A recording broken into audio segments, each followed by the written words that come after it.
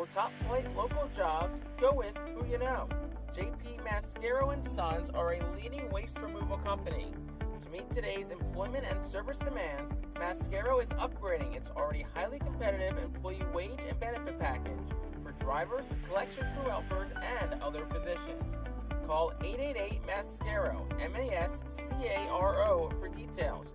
Work for an established local family business committed to its employees. Again, call 888-MASCARO today or apply online at www.jpmascaro.com. To enjoy a perfectly crafted 1893 from the makers of Pepsi Cola, you must first appreciate its carefully selected ingredients. A dash of cola nut extract, a hint of real sugar, a splash of sparkling water, and a generous amount of attractive spokesperson. Trust me, I'm gorgeous. Cheers to 1893 boldly blended colas, a delicious balancing act of premium ingredients from the makers of Pepsi Cola. Burke's Packing is a family-owned and operated meat processor located here in Reading, specializing in hot dogs, ham, specialty meats, and more. Burke's Packing provides America's classic ballpark with quality products, including the highly acclaimed flat-top grilled hot dog. Join us for Burke's Packing Sunday Family Fun Days at Sunday home games all season long at FirstEnergy Stadium. This summer, we're going from minor league baseball to major fun. Whether you're just stopping by or looking for that Grand Slam getaway, Wyndham rewards everyone. Start earning points on your next qualified by Wyndham hotel stay and redeem them for minor league baseball tickets and experiences all summer long. Not a Wyndham Rewards member? Join for free at WyndhamRewards.com. Restrictions apply. Visit WyndhamRewards.com for more details.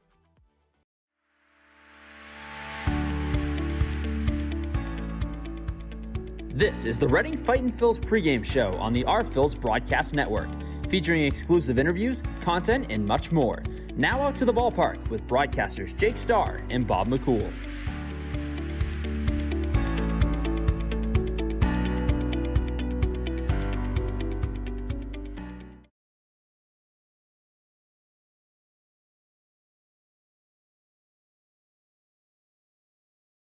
Good evening, everyone, and welcome to FirstEnergy Stadium. The Reading Fightin' Phils pregame show as the Phils getting ready to take on the Binghamton Rumble Ponies Game 5 of the 6-game series. Phils need a couple wins. Binghamton's got a 3-1 advantage in the series. Alongside Jake Starr, my name is Bob McCool. You may recognize the guy in between the two of us. It's Dave Dombrowski, who's the president and general manager of the Philadelphia Phillies. And Dave, let's start with the ultimate piece of the puzzle that's now at FirstEnergy Stadium, the Redners Event Center, the entire complex. Obviously, the Phillies had a big hand in it. Now that you've kind of seen this finished product, what's your reaction to what you've seen? Well, it's almost hard to put in words. Spectacular is the way I would say it. I don't think I've seen a nicer facility anywhere. I had a chance to take a great tour today and look around, and there's still some parts that are being finished, but what a facility. And really, at any level, anywhere, this is nicer than a lot of big league facilities. So I'm just concerned that some of our guys might ask to be shifted here rather than in Philadelphia, but it's really nice, beautiful. And you've been to Reading now a few times in your tenure with the Phillies. When you make these trips to minor league stadiums, anything specifically that you're really looking for when you come out to these games? Well, I like to, first of all, to say hello to people because I don't get a chance to come out very often, but get a chance really just to watch the players play, have a chance to see them play myself. We get game reports every single day, so we always have that type of information, and watch them even on television all the time. But it's really nice to get a first-hand feel of them, get a chance to say hello to the players and, of course, the staff members, and get a chance to really just be here and be present and see the whole operation. You are out early and you're watching these guys take a batting practice. How much do you take out of batting practice versus how much you see in game situations, and what all are you analyzing? Well, really much more in the game aspect. I mean, if there's something that stands out positively or negatively from a batting practice, you'll take it in. But I think it's really more from an observation perspective, just to see the guys get familiar, look at their swings. But you're really, sometimes I've seen some great hitters in batting practice, but they don't carry it over to 7 o'clock. So Jim Leland always used to tell me, he says, we've got some great 5 o'clock hitters with Stephen hit better at 7. So you pay attention to it, but it's really much more important how they perform in the game. Now, let's talk about the big club a little bit. Phillies enjoying one of their best starts really ever. And for you kind of having a first-hand look at the group, what's been the key to the early season success after a couple of years where maybe the starts haven't been up to par? Well, I give the guys a lot of credit that we have played very very well, but a lot of emphasis was placed on trying to get off on a much quicker start. So Rob Thompson and the staff emphasized that all winter long. We had some conference calls and Zoom calls in that regard and talked about it all spring. But the players, you have to tip your cap to them because they're the ones performing. And I think it really comes down to we do have a good club. Our starting pitching's been outstanding. Everybody that we throw out there on an everyday basis gives us a chance to win. And we've scored more runs than every other club. Sometimes you're in a position where you're thinking, well, it doesn't seem like we're scoring quite enough or a lot, but then all of a sudden the offense is sort of down in the game at the big league level in general. So we're leading the league in runs scored and one of the best pitching teams. So when you put that together, you're in a position where you can have a really good start. Putting it together is what you are all about and what you're doing with this entire organization. And everybody wants to talk about the Harpers and the Schwarbers and the Castellanos. But then if you look at the team and how it's performing right now, you can't forget about the Bryson Stotts and the Alec Bohms and Ranger Suarez, who's been spectacular. Those are the keys to the puzzle that have come through the farm system and are now getting a chance to make it. No doubt. And I think really we have star players, but the Phillies have had star players for years. Now we added a Turner, for example. But when you talk about a Harper, you talk about a Schwarber, you talk about JT Realmuto, and the list can go on, the Wheelers, the Nolas. Really part of the key has been that some of those younger players from the system have come up, but also the younger players, a guy like Marsh that we acquired. But all of a sudden, when you start looking at one of the reasons we're so good is because right now it's because Bohm, Stott, Marsh, Suarez, Sanchez, addition Kirkering comes up, Rojas comes up. They've taken that next step. So not only are we in a position where we've got those stars on our club, we're also in a position where we have a real deep ball club, and a lot of it are those young players stepping up and doing the job for us. Now, one of those young players that you mentioned is Johan Rojas, who got the call up almost a year ago, last July, to the big leagues. When did you have an inclination that Rojas was going to be somebody that could contribute to your club in 2023? Well, I mean, you're always looking. There's an example. You look and play at spring training, so you know he has a lot of talent. You know you really don't get the ball inside the field. But then I think you're just constantly watching all the time. I would think really it was more a month beforehand, because now you start looking at all your alternatives. Where can you acquire somebody, what he can do, and then you start looking at what he can bring in his offense, but also can he keep his head above the water on offense, but really you're in a position where his defensive capabilities were something. And we scored a lot of runs, so it wasn't like we needed somebody that was a real great offensive. But I would say with the year that he had, which is a good one, we really started about a month before we got to the trade deadline to be in a position to say, hey, we might have the answer for ourselves to make us better right here in our own organization. Now, same question, but about Orion Kirkering, who joined you guys pretty late in the season. Well, in Kirkering's case, of course, a much different spot. When people kept talking all year long about Kirkering would be one of our better pitchers by the end of the year. So his numbers were so dominant every level that he was. And of course, he went there every step of the way. But then I remember we had a conversation in September saying, okay, let's start talking about playoff rosters, how will it look? And it really came up from our pitching personnel and people in development saying, I guarantee you that Orion Kirkering is one of our 13 best pitchers in the organization. So you had an eye on him all year long, but he continued to perform. He didn't tire, which was important because being the first full year for him. So it was really more of a September discussion for him. We talk about the players so much at the minor league levels, and sometimes you forget about the guys who are running the show at this level. And Al Padrique is as good of a guy in an organization, or good of a baseball guy as you can find. You really ended up being a great fit for the Phillies organization and a great fit here at Reading. No question, Al Padrique and his staff, but in Al Padrique's case, he's been in the game for years. He's a very knowledgeable baseball person. He's always been regarded in that. He loves it here, but he can teach the young players. He has patience. Unfortunately, we haven't had as good a year on the field. Those young players from below haven't quite reached this point. So having somebody with that demeanor that can teach and at the same point continue to develop and keep that attitude is so important. He's done a fantastic job for us. And last one for me, Dave, is that your tenure has seen a lot of success. Went to a World Series in 22. Went away from going back to the World Series in 2023. For 2024, we talked about how great the start has been, but what's it going to take for this group to kind of get over that one last hurdle and bring a trophy back to Philadelphia? Well, we have a good club, but there's a lot of good clubs in baseball, and you look even in the National League and you start talking about the clubs, the Dodgers and the Braves the last couple of years, they've won 100 games and they haven't made it to the World Series. So you're in a situation, you have to not only continue to play well during the season, you have to play well at the right time. And I think we have the type of club that can do that because we have really good good starting pitching that can shut down anybody. Some really good dominant arms, and probably as good a core of group of players that can hit good pitching as anybody when you start talking about some of the guys. But it's not easy. You just have to do it at the right time. I'll give you the props that when you started to put some of these pieces together, there were some people who thought you had maybe lost your mind a little bit. There were some pieces that, why is he signing all these guys who can just sit back and hit? Now that it's worked, and now that you've seen the chemistry of this club come together, there has to be a certain extra level of pride on your half that says, you know what, we did this the right way, and what we put together is pretty special. Well, there's pride for the organization. Of course, the real step is that's what we're trying to accomplish. But I think sometimes people think you can do everything immediately, and it's not quite that easy.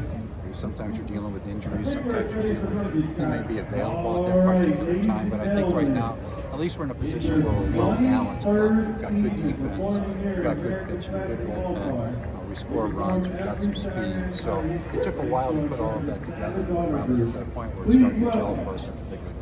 But the last piece of that puzzle, it's hard to figure it out until you get it all together, is the chemistry. Because the chemistry in a clubhouse in Philadelphia is unbelievably good, and it ultimately helps push that final step. No question about it. We have a group of players. They get along very well. They play the game the right way, and they play hard. If they get beat, they figure tomorrow we'll be back to beat you. But they really have the right attitude. We've got great leadership. It's a welcoming clubhouse for the young players to come up and produce. So it's an outstanding group. Thanks very much. He's Dave Dombrowski. Reading Fight Phil's, Binghamton Rumble Ponies. We'll take a timeout. We come back with lineups and first pitch right after this. And Reading Fight. The Promax Fence Systems Foul Porch is an exclusive group experience. Located in our left field corner, groups of 20 to 30 people are treated to 2.5 hours of all-you-can-eat buffet and drinks and a festive atmosphere. Regular season tickets are $37 for groups of 20 or more. Call us today at 610-370-BALL to reserve a spot for your group. When you drive a vehicle so reliable it's backed by a 10-year, 100,000-mile limited warranty, you stop thinking about what you can't do and start doing what you never thought possible. Visit your local Kia dealer today to see what you're capable of in a vehicle that inspires confidence around every corner. Kia, movement that inspires. Call 800-333-4KIA for details. Always drive safely. Limited inventory available. Warranties include 10-year 100,000-mile powertrain and 5-year 60,000-mile basic. Warranties are limited. See retailer for details. Looking to try something new at a Fightin Phil's game this season? Give Briganti Wines a try. Briganti Wines is ran by former Fightin Phil's great and big leaguer Mike Costanzo. Briganti Wines comes from the vineyards in Italy's Abruzzo region. They are committed to quality, authenticity, and sustainability, attracting a loyal following of customers. Get a wide variety of Briganti Wines wherever it is sold at FirstEnergy Stadium this season. Visit BrigantiWines.com to learn more. Reading Fightin Phil's are proud to partner with Berks County Mental Health and Disabilities Program. Together, we are striking out the stigma in order to raise community awareness about mental illness and suicide prevention with 3 simple words. Are you okay? The help is to begin a conversation to show Berks County that we care. Suicide hurts and affects everyone, but help is here. We will work together to help raise awareness about suicide and identify what we can do as the community to prevent it. People in need of assistance and support should call Crisis Intervention at 610-379-2007. Stand up, hands up. City of brotherly love. Stand up, hands up. Wilson hits it in the air, out towards right. Oh, watch it fly, and it's a walk-off, game-winning home run for Ethan Wilson. This one driven into left center field, turn and say goodbye. Carlos De La Cruz clears the scoreboard in left center field. Home run number 21 in the fight, jump out on top. You're listening to Reading Fightin Phil's Baseball on the R-Phil's Radio Network. Swing and a miss and back-to-back strikeouts as Sanchez cannot catch up to the 98-mile-an-hour fastball from Abel. Swing and a miss, he struck him out. 10 strikeouts tonight for Griff McGarry. Now, out to the ballpark with your broadcasters, Jake Starr and Bob McCool.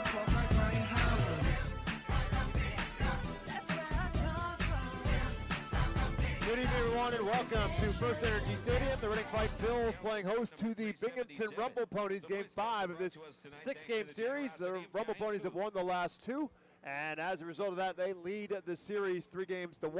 Fightin Phillies need to take care of business over the game tonight and tomorrow to at least get a split on home turf. Alongside my broadcast partner, Jake Starr, my name is Bob McCool. Fightin Phillies and the Binghamton Rumble Ponies. Binghamton at 22-18 overall on the season. The Phillies, with the loss last night in extra innings by a score of 2-1, fall to 18-24. Here is the starting lineup for the Rumble Ponies. Matt Rudick is in the leadoff spot. Alex Ramirez will bat second. Kevin Parada bats third tonight. Rowdy Jordan, who has been in the 3-hole throughout this series, has the night off. That moves Parada to the 3 spot. Nolan McLean will be the designated hitter and bat 4th. Ryan Clifford bats 5th. Brandon McElwain will bat 6th. JT Schwartz will bat 7th. Jeremiah Jackson bats 8th. And Wyatt Young will bat 9th. They will be facing right-hander for the Fightin Phillies, Robinson Pena. 8th start for Robinson Pena. He's 4-2, a 4.24 ERA, 34 innings pitched, 40 hits allowed, 4 walks, 40 strikeouts. That 10-to-1 strikeout to walk ratio is first in the Eastern League among starting pitchers with at least 15 innings pitched. 25-year-old right-hander who was acquired as a minor league free agent by the Phillies organization in December of 2023. Our game time temperature is about 80 degrees, wind at about 5 to 7 miles an hour. Right now blowing straight back on the American flag atop the Red Rivers Event Center, straight back to center field. Looks like they are under some cloudy skies, and it does look like there might be some storms in the area, but right now we are underway, and Matt Rudick swings at the first pitch and skies one into shallow right field. Jose Rodriguez back in the lineup, and right away they find him on the backs it up in behind first base, and Rodriguez makes the catch. One pitch, 1 out in the first. They always say the ball finds you when you're back out there.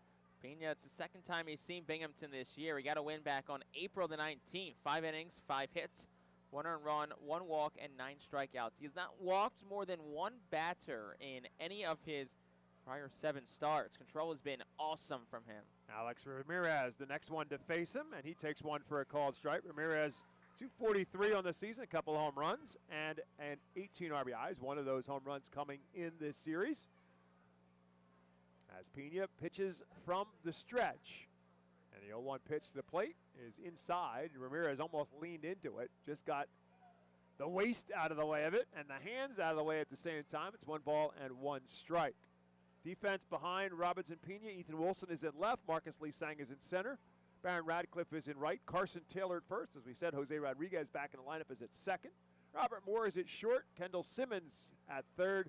And Caleb Ricketts is behind the plate. 1 ball and 1 strike to Ramirez. Swings and misses. Excellent slider by Pena.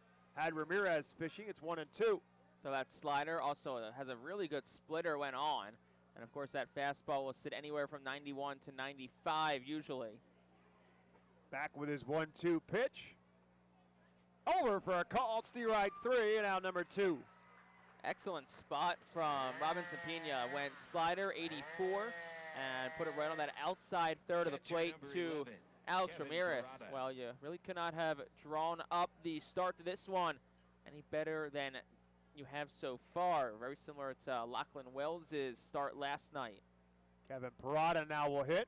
Parada, one of the top prospects in the Mets organization. Binghamton, of course, the AA affiliate of the New York Mets. And the first pitch by Parada, swing and a miss. Parada at 207 on the season, 6 home runs, 24 RBIs. 0-1 pitch to him. Been swing and a miss again. A slider that Parada swings through. And Robinson Pena jumps out ahead of Parada. No balls and 2 strikes. Parada will call time. Pena, 25 years of age.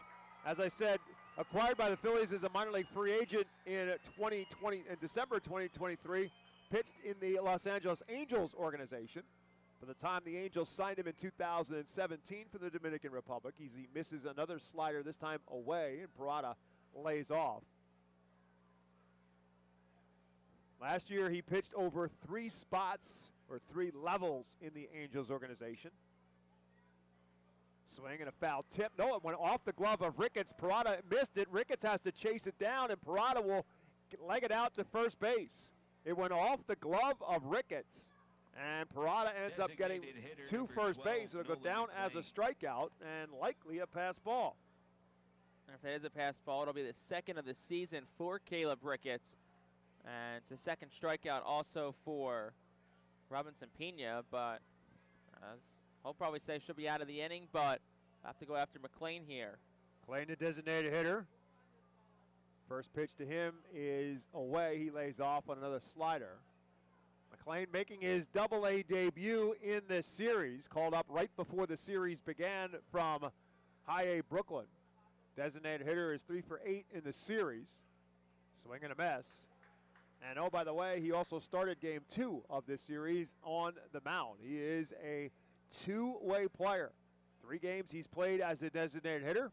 And again, on Wednesday, he was the starting pitcher for the Rebel Ponies. 1 ball, 1 strike to him. He's there for a called strike 2.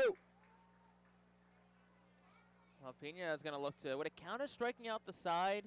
If you get 3 strikeouts to face 4 batters? I guess technically not. No, I guess I would think not, because one guy did make contact, and the leadoff man, Rudick.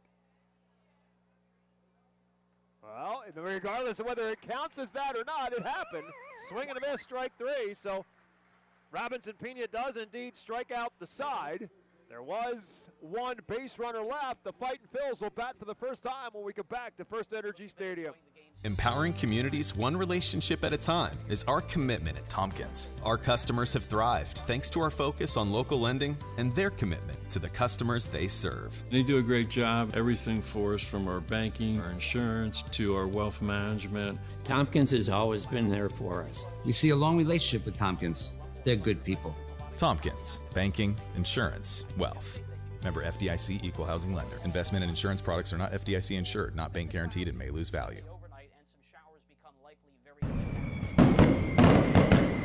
International Fireworks is the official fireworks provider of the Phils. International Fireworks shoots every fireworks show throughout the season, including 9 Mega Blast fireworks shows. International Fireworks also provides the pregame fireworks after the national anthem at each game. International Fireworks has a nearby retail store in Douglasville, Pennsylvania, where you can purchase all of your fireworks. Visit fireworksrus.com for more information about the International Fireworks retail store in Douglasville. Thanks again to International Fireworks, the official fireworks provider of the Phils.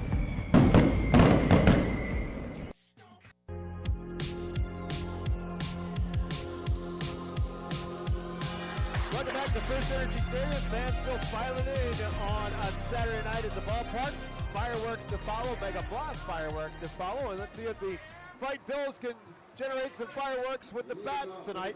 Had just 5 hits last night in a 2-1 10-inning loss. Here is the lineup for manager Al Padrique. Marcus Lee Sang back in the lineup, and in the leadoff spot, Jose Rodriguez also back in the lineup and back in the 2-hole. Caleb Ricketts will bat 3rd. Carson Taylor will bat 4th. Kendall Simmons bats 5th. Bryce Ball, who had the run production last night with his first home run of the season, is the designated hitter and batting 6th. Ethan Wilson will bat 7th. Baron Radcliffe 8th, and Robert Moore bats 9th. And Marcus Lee Sang takes the first pitch from right-hander Yowanda Suarez for a ball. It's the 9th appearance, 7th start for Suarez. He's 2-1, a 2.48 ERA. 1-0 pitch is fouled out of play. It's 1-1. 40 innings pitched, 25 hits, 12 walks, 36 strikeouts. Opponents at 179 against Yowanda Suarez this season. Lee Sang, after the night off last night, hitting at 242. He's having a good series, 5 for 14 in the series, including his 6th home run of the year. 1-1 pitch, takes for a ball. It's 2-1. In today's edition of Who's on First, Fightin' Phil style, Casey Martin's in the first base coach's box, Carl Ellison at 3rd. We'll see if this is a full game thing or just for the first inning like last night. This one fisted into left field, but it will hang up long enough, and Brandon McElwain will grab it for out number 1. Second baseman number 12, Jose. Last night it was Marcus Lee Sang who was in the first base coach's box to start the game, and then Al Padrique eventually returned to his post at 3rd base. I wanted to ask, was there a logic behind that, or I rationale didn't get a chance to ask today, but I will definitely make sure to ask tomorrow. It wasn't like Carl Ellison got somebody thrown out at home or anything. Binghamton got that done, thanks to Casey Martin's defensive efforts last night. Twice, technically. Jose Rodriguez will bat and takes one for a called strike. Rodriguez playing in his first game since Tuesday's series opener, in which he went 2 for 4. He's been a hot hitter of late at 238 overall. First pitch he takes for a called strike. Suarez quickly back with the second, and that's low. It's 1-1. The defense behind Suarez, Brandon McElwain, who made that first catch, is in left field. Matt Rudick is in center tonight with Alex Ramirez in right. Ryan Clifford at first, Jeremiah Jackson at second. And here's a ball bounced up the middle and through center field for a seeing eye base hit for Jose Rodriguez. Even sitting on the bench out with an injury of some kind, doesn't slow down Jose Rodriguez, misses a couple of names and comes right back with a base hit.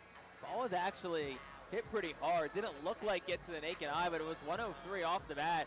So Rodriguez hit it hard. Just obviously the launch angle was negative. So that's why it was beat it into the ground. Huge hop off the dirt in front of the plate. And still made its way through into center field as Caleb Ricketts now will bat. The rest of the defense for the Ponies. Ryan Clifford is at first, Jeremiah Jackson at second, Wyatt Young at short, J.T. Schwartz is at third base tonight, Kevin Parada back behind the plate. No balls and 1 strike to the left-hand hitting Caleb Ricketts. Rodriguez, good size lead off of first. He will take off on a delayed steal, and it'll get thrown out. Jose Rodriguez with either a late start or a delayed steal, but he was thrown out. That's out number 2. It's the second time Rodriguez has been thrown out this season trying to steal, and you're not sure if that was just a delayed start against Suarez or if it was a delayed steal. He's had a few delayed steals this season, though, so it could be that. Ricketts, in the meantime, swung through it, so it's 0-2 to Ricketts, and that's over for a called third strike. So that quickly, the first inning comes to a screeching halt. As the Phils go scoreless in the inning, there was 1 hit, no errors, and none left. 1 complete in Baseball Town. Binghamton nothing, Reading nothing. The Seidel Auto Group deck is a great spot for all fans with a summer picnic life and great tailgate atmosphere. During your picnic, you might even catch a souvenir, as the area is situated directly in the home run territory behind the left field wall. Regular season tickets are $34 per person for groups of 20 or more, and children 4 and under are free. Visit rfields.com/groups or call 610-370-BALL to reserve your group outing today. Humane Pennsylvania is an innovative national leader in animal welfare, with adoption centers, accredited nonprofit veterinarian hospitals, emergency animal rescue services, community pet assistance programs, and a free community dog park. At HPA, we are passionate about going the extra base to keep your pets healthy and happy at home with you. With a variety of services and different ways and times to access them and variable pricing, Humane Pennsylvania is here to provide your pets with exceptional care, how, when, and where they need it. Visit humanepa.org for more information.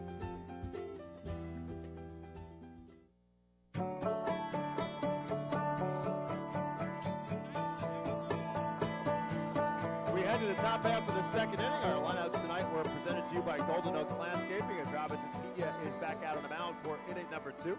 He'll face Ryan Clifford, Brandon McElwain, and J.T. Schwartz for the Rumble Ponies in what is right now a scoreless tie. Ponies won game 1 of the series, the Tuesday morning game. It was an 11 a.m. start time. They won it 6-5. Brennan came back with a big offensive production night on Wednesday. They won it 12-7. And the Ponies came back and had one of their own on Thursday night, won that 13-6. And then last night's 2-1 win for Binghamton in 10 innings. And the first pitch to Ryan Clifford, off-speed pitch that he misses big time. And the left-hand hitter is in a 0-1 hole as a result. Clifford 3 for 13 in the series, with a couple of doubles and a home run, but this time he is quickly behind, no balls and 2 strikes. Heavy dose of sliders early on for Robinson Pena. And he's ahead of Ryan Clifford, quickly, no balls and 2 strikes. Just reaches out and slaps it towards center field, but Marcus Lee Sang broke in, then takes a couple steps back, and he'll make the catch for out number 1. I think one of the craziest parts of this series has been on Wednesday and Thursday. Teams combined to score 38 runs. That's 19 per game combined. Last night, they scored 3. Beauty of baseball, Bob. One night you're going to have a slugfest, next night a pitcher's duel. Brings Brandon McAway to the plate. And yeah, they really flip-flop roles on Wednesday and Thursday.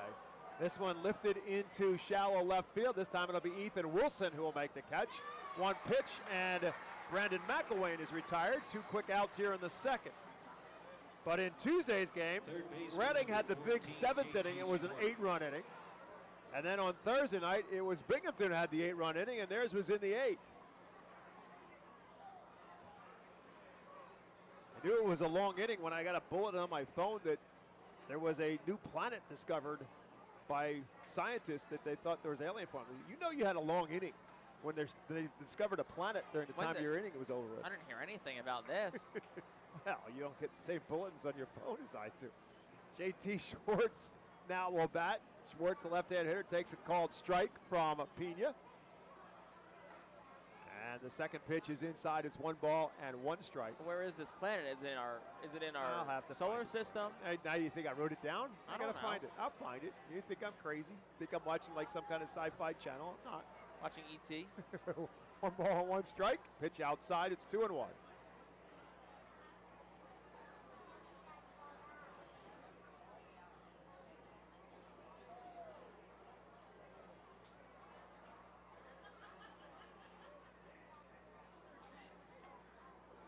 Pena just misses outside. The ball count now 3 balls and 1 strike. Schwartz 3 for 7 so far in the series, hitting at .236 as he stands in. Did not play in the last couple of games of the series. Swings and beats this one foul. It's 3-2. Probably chase ball 4. He did, yeah, that one was a bit in. I believe this is the first 3-ball count of the night for Pena. So Schwartz has worked a good at-bat. Pena's at 22 pitches, so has been very efficient with his pitches.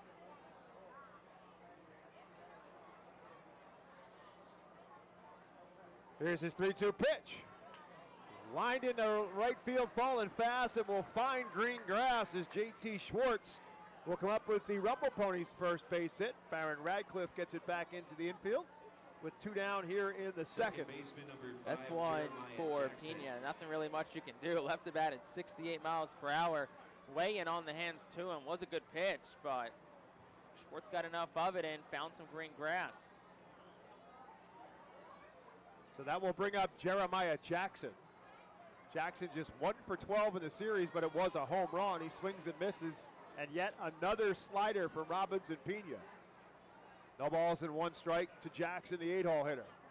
JT Schwartz taking his lead off of first. Not a very big lead at that. This one rolled towards short. Robert Moore up with it on a hop. Will flip it to second to Rodriguez for the out. And that'll do it for the Rumble Ponies in the second for Binghamton. No runs, 1 hit. There were no errors and 1 man left. We'll head to the bottom of the second. It remains scoreless in Baseball Town. Cornwall Manor is an active senior living community on a 190-acre campus in Cornwall, Lebanon County. The community offers independence and opportunities for wellness and fitness, as well as educational and musical programs, and the peace of mind of having convenient health care on site. Cornwall Manor offers a range of residential choices from apartments to homes. Prospective residents are welcome to visit us for lunch and have a chance to learn more about the community. More information is available online at cornwallmanor.org. Cornwall Manor, celebrating 75 years of senior living. The Fightin Phils know who to call for trash and recycling services. A proven winner, JP Mascaro & Sons. The industry leader for over 50 years. Trust the familiar Mascaro Blue Elephant to provide dependable, quality service for your home or business. That's JP Mascaro & Sons, one of the top companies in its industry. Trash and recycling services for home, business, and industry. We are hiring and have open positions in Berks County. Check our website for open positions at jpmascaro.com or call 1-888-MASCARO. JP Mascaro & Sons, ready to serve you.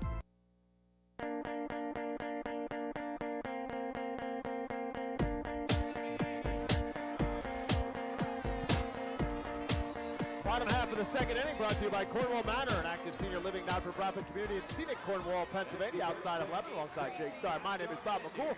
Binghamton Rumble Ponies running Fight Phils. Bottom of the second inning will be started by Carson Taylor. Cleanup hitter tonight for the Phils to be followed by Kendall Simmons and Bryce Ball. Baseman number 8, Carson Carson Taylor's had a pretty good week. In his last 3 games, 5 for 12, 3 runs scored and an RBI. So see if he can keep that rolling.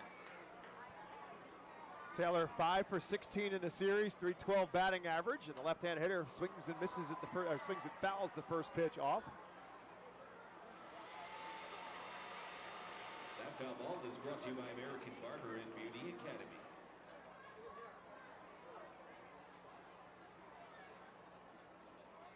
This one is inside. It's 1-1. Taylor with 4 home runs and an Eastern League leading 31 RBIs on the season as he stands in. Fist this one in left field, and another base hit for Carson Taylor as McElwain will field it on a hop. First hit, the second hit for the Fightin' Phils with nobody out. It'll bring up Kendall Simmons. That .312 average for Carson Taylor, that was third in the Eastern League entering tonight. Gets a nice little boost, and so that'll help him climb up the rankings as well. International Fireworks is the official sponsor of the R Phil's fireworks shows during the 2024 season. Head to their store at 242 Sycamore Road in Douglasville. Stick around tonight. You'll find more fireworks here at the ballpark. A mega blast. It will be the largest fireworks show in stadium history, and a great crowd on hand awaiting all that, and hoping to see some fireworks from the Phil's offense here with Kendall Simmons at the plate. First pitch to him is a called strike. Taylor with a lead at first. This pitch to the plate is outside. It's 1-1. First of 9 Carpenter Mega Blast fireworks shows this season. Very excited for the spectacle that awaits once this game comes to an end. 7,700 in attendance last night. This one looks bigger based on the grandstand beneath us, the main grandstand. This one rolled on the left side towards the third baseman Schwartz. He's going to make the throw across the diamond just in time to get Kendall Simmons. Carson Taylor moves up to second. Yeah, ball just wasn't hit hard enough for Schwartz to go to second to turn 2. Simmons almost beat it out, and nonetheless, though, it's basically good as a bunt. So runner on second with 1 out for Bryce Ball. Bryce Ball, the guy who had the offense for the Fightins last night. Again, Reading with only 5 hits. Bryce Ball with the only run production as he hit his first home run of the year. Stands in from the left-hand side. Started and stopped as they appeal and say he did not go around, so it's 1-0. Chad Patterson calling the balls and strikes tonight. Jared Dewerson is at first. Then Zidek, who said no, he did not swing, is at third base tonight. Our Eastern League 3-man umpiring crew. 1-0 to Bryce Ball. Fisted into center field and falling. No, it will not, as Matt Rudick is there and cuts it off and makes the catch. Carson Taylor read it well off the bat and stayed put at second base. It's another one. Second straight night where off the bat it looks like it's going to fall and then just hangs up there the entire time. Got to think it's a byproduct of putting a good swing on the ball, so you're creating that backspin. What that backspin does is it keeps the ball in the air longer. So that will bring Ethan Wilson to the plate as Al Padrique has loaded up his lineup with left-handed sticks, including the 9-hole hitter Robert Moore, who is a switch hitter facing Suarez. He will have 7 different guys batting from the left-hand side, including the batter now, Ethan Wilson, who takes one for a ball. That's another question I need to ask tomorrow is, has he ever had a lineup with this many lefties in it? Hard to imagine. I mean, I'm sure you, obviously the mathematical possibility is 9. I just don't know if it's what the realistic possibility of that is. 1-0 pitch, fouled straight back, and right in our direction, but right in front of us, and grabbed by a fan. That was our the closest one yet. And you know what? Right at us. I don't know if you were ready, but I was ready. I was kind of sort of ready. I moved back because I was thinking of the deflection off the frame of the window. It's like a double cut. I played up, you played back. Correct. 1 ball, 1 strike now to Ethan Wilson as a result of that foul ball. Fouls another one straight back. It's 1-2. By the way, if you didn't see it yet or you didn't see it on our social media platforms, Philadelphia Phillies president, general manager Dave Dombrowski joined us on our pregame show. Jake Starr has put that thing up on social media, so if you get a chance to check it out, do so on any of the Reading Fightin' Phil's social media platforms. Good conversation with Dave Dombrowski, who's sitting right behind home plate with Preston Mattingly, head of player development. Pickoff attempt, and it gets away and into center field. Carson Taylor never saw it. He might be shaken up a little bit as he dove back into second base. Yeah, him and Young collided. wonder, I don't think, there's no argument for this of any sort of obstruction situation. Right. I think if Taylor gets up and starts the run and Young is holding him down, I think you have an argument, but Taylor never showed an attempt to get up and run, so really nothing you can do there. So Taylor is okay. He'll stay out there. 1 ball and 2 strikes in the meantime to Ethan Wilson.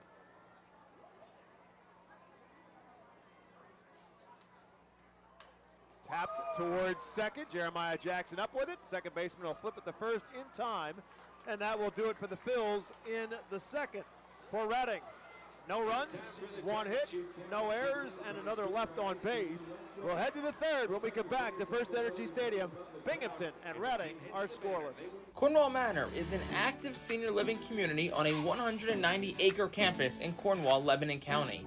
The community offers independence and opportunities for wellness and fitness, as well as educational and musical programs, and the peace of mind of having convenient health care on site.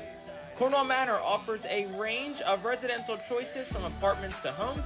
Prospective residents are welcome to visit us for lunch and have a chance to learn more about the community. More information is available online at cornwallmanor.org. Cornwall Manor, celebrating 75 years of senior living. Are you looking for a reliable food distributor to meet all your culinary needs? Look no further than our trusted team at Feaser's Food Distributors. For over 120 years, our products have been sourced from the best farms and suppliers, ensuring that you get the best ingredients for your restaurant or organization. From fresh produce to premium meats, Feaser's supplies everything but the appetite. Visit Feasers.com today to experience the difference in working with a top-tier, family-owned food distributor. Feaser's, your partner for success in the kitchen. Looking for a fast and hassle-free way to get your snacks and non-perishable groceries? Look no further than FeasersDirect.com. With just a few clicks, discover the convenience of having your culinary essentials ready for a pickup at our headquarters in Harrisburg.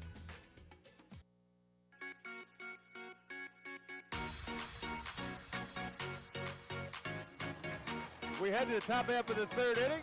And here in Baseball Town, we want to thank our good friends at Pepsi for presenting the 2024 season. Go Fightin' Phils and drink more Pepsi.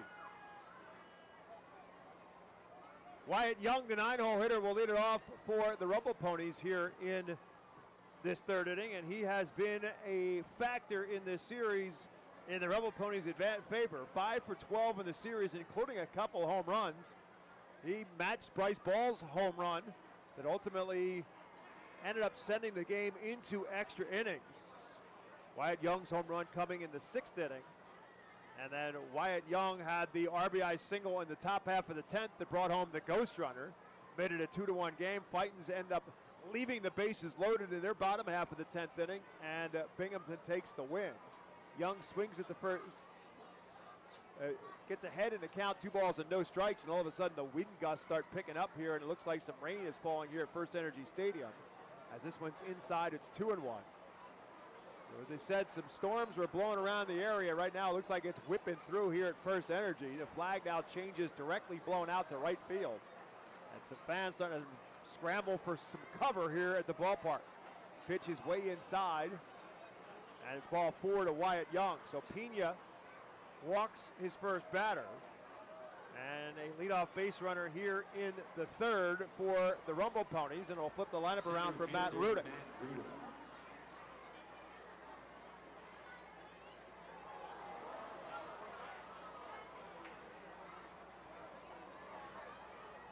Rain really picking up, and the fans are really starting to scramble now for the concourse and get under cover. As the first pitch from Pena to Rudick is over for a called strike.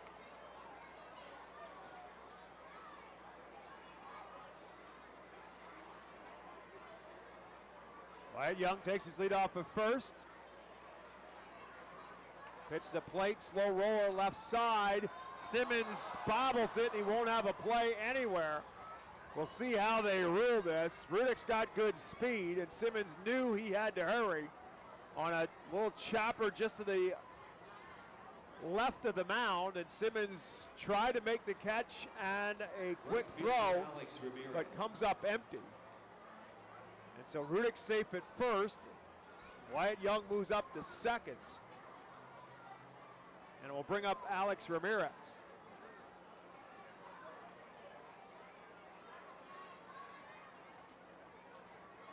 They do say it is a base hit for Rudick. Second hit of the ball game for the Rumble Ponies, and the first pitch to Ramirez is inside for a ball. Ramirez struck out looking his first time up.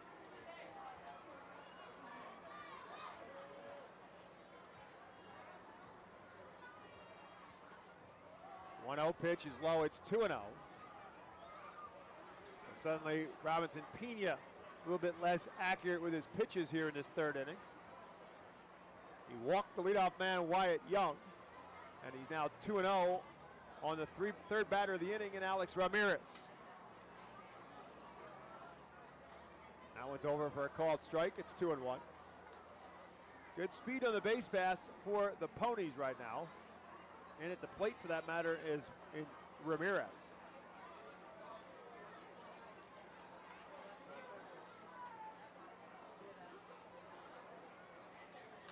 This one ripped down the left third base line and fair. It's going to roll all the way down to the corner. Young will score. They're going to wave Rudick around as well as Ethan Wilson goes and digs it out. And it will be a 2-run double for Alex Ramirez. And the Rumble Ponies are on the board first.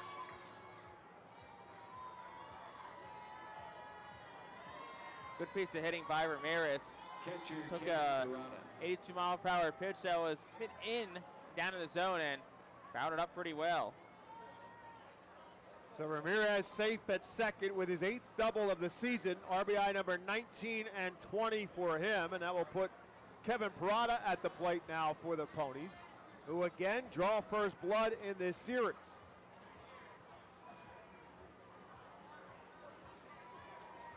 First pitch to Parada is up and in. So Pena, who was throwing strikes early, falling behind hitters in this inning, and suddenly it starts to affect him. As the Ponies put 2 runs across with another runner in scoring position and still nobody out. Here's a swing and a foul tip.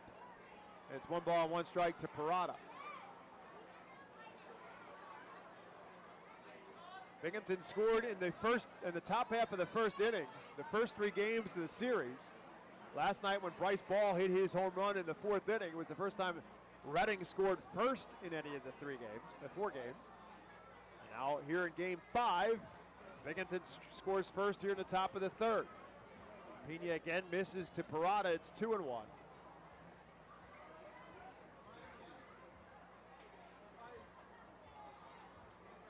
Flags were blowing out towards center field, but then when the rain gust blew through, it changed the flag to now blowing straight out to right field. And again, Pena misses low. It's 3-1. Doesn't look like there's any precipitation right now. It's a quick gust of rain. Now just very windy and dark skies. So 3 balls and 1 strike now to Kevin Parada. Pena takes a look back to second, comes to his pitch. And that's up high, ball 4. So the second walk for Pena, and it's very uncharacteristic for Robinson Pena to walk batters. He walks 2 in an inning, and that's going to bring the pitching coach Phil Candari to the mound. Yeah, as you said, here comes Phil Candari. So I wonder if just the quick change in weather had some sort of an impact on him, because it doesn't seem coincidental, does it? Yeah, it was the walk, and then of course that play by Simmons at third. And it's also a conversation by the first base coach's box with our crew chief Zdenek Zedek and Fightin Phil's head groundskeeper Dan Douglas. By the way, just so we had this conversation before about a planet being discovered, just so you don't think I've completely gone off the I know rock. you haven't forgot. This is from Time Magazine Online. The international team of scientists discovered the planet by using NASA's transiting exoplanet survey satellite. Scientists say that it's one of the few rocky planets discovered that has the potential for humans to survive on, but that planet is 40 light years away. It's quite far. So it happened during the 8-run inning by the Binghamton Rumble Ponies. No balls and no strikes now as Nolan McLean stands in the batter's box. Swings at the first pitch and he gets jammed up and misses. It's no balls and 1 strike.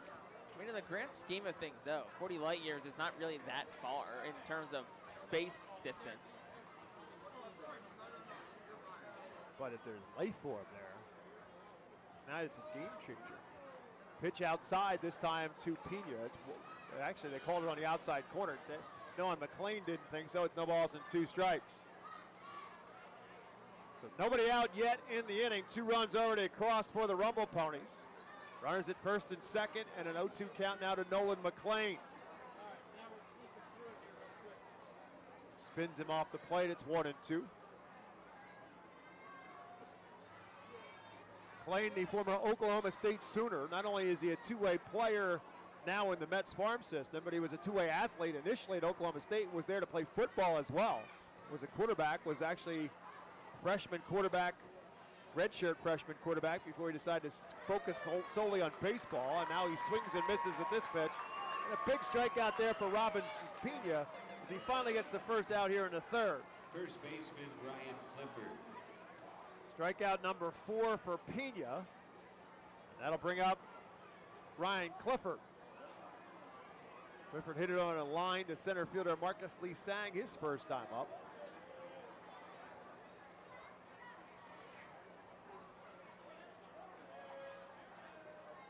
Swing and a miss at the first pitch. Fastball from Pena that Clifford comes up empty. Clifford just 20 years of age. Again, acquired by the Mets from the Houston Astros as part of the Justin Verlander trade. No balls and a strike to him. Off-speed pitch, and Clifford's way out in front of it. Astros drafted Clifford in the 11th round out of something called Pro 5 Academy in North Carolina. Apparently it's some kind of a baseball academy, something I certainly never heard of, but that's where he went. And here he is in minor league baseball as the Mets' number 4 prospect. Keeps himself alive, but just gets a piece of it. So it's no balls and 2 strikes now to Ryan Clifford. Clifford's played at both first base and right field in this series for the Rumble Ponies.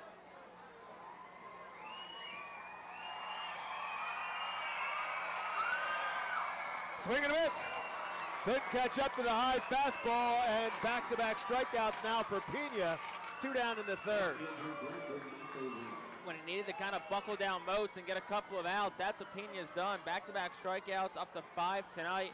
And the hope is you can get McElwain here and limit the damage to just those 2 runs for Robinson Pena. Ramirez, the runner at second base, his 2-run double. The run production so far in this ballgame. Kevin Parada walked behind him, so it's first and second now and 2 outs. And McElwain, the batter, and another off-speed pitch that McElwain's way out in front of.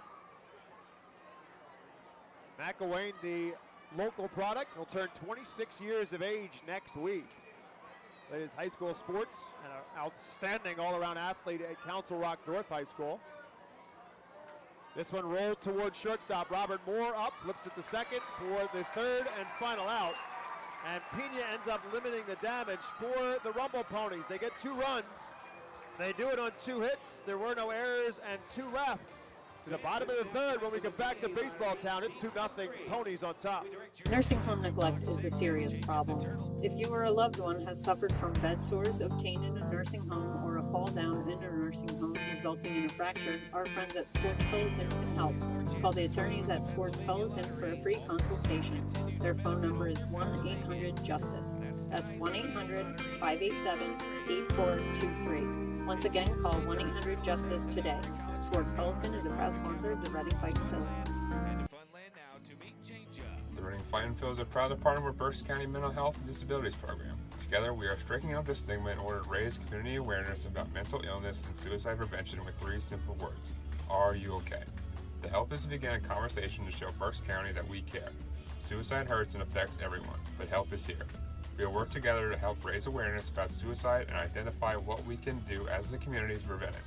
People in need of assistance and support should call Crisis Intervention at 610-379-2007.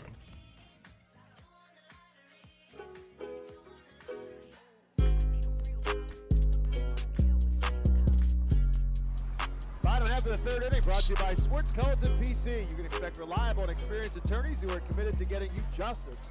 After a serious personal injury, call Swartz Culleton today at 1-800-JUSTICE. Alongside Jake Starr, my name is Bob McCool. Bottom half of the third inning, Fightin' Phils now trail 2-0. As Ywander Suarez back out for his third inning. He surrendered 2 hits, a single in each of the first and second innings so far for the Fightin' Phils, who will send Baron Radcliffe, Robert Moore, and the top of the order, Marcus Lee Sang, to the plate here in the third. Suarez and Pena were the matchup. Jake mentioned earlier that Robinson Pena got the win back on April the 19th against Binghamton. His opponent that day was Ywander Suarez, as he delivers his first pitch to Baron Radcliffe, low for a ball. Pena got the win going 5 innings and giving up only 1 run with 5 hits. Suarez took the loss. He went 5 2/3, gave up 5 hits and 5 earned runs. This one over for a called strike to Radcliffe. It's 1-1. Baron with a base hit in the 9th inning for the Phils last night that loaded the bases, but the Fightin' Phils couldn't get that final big hit to try to either tie or win the ball game in the bottom of the 10th.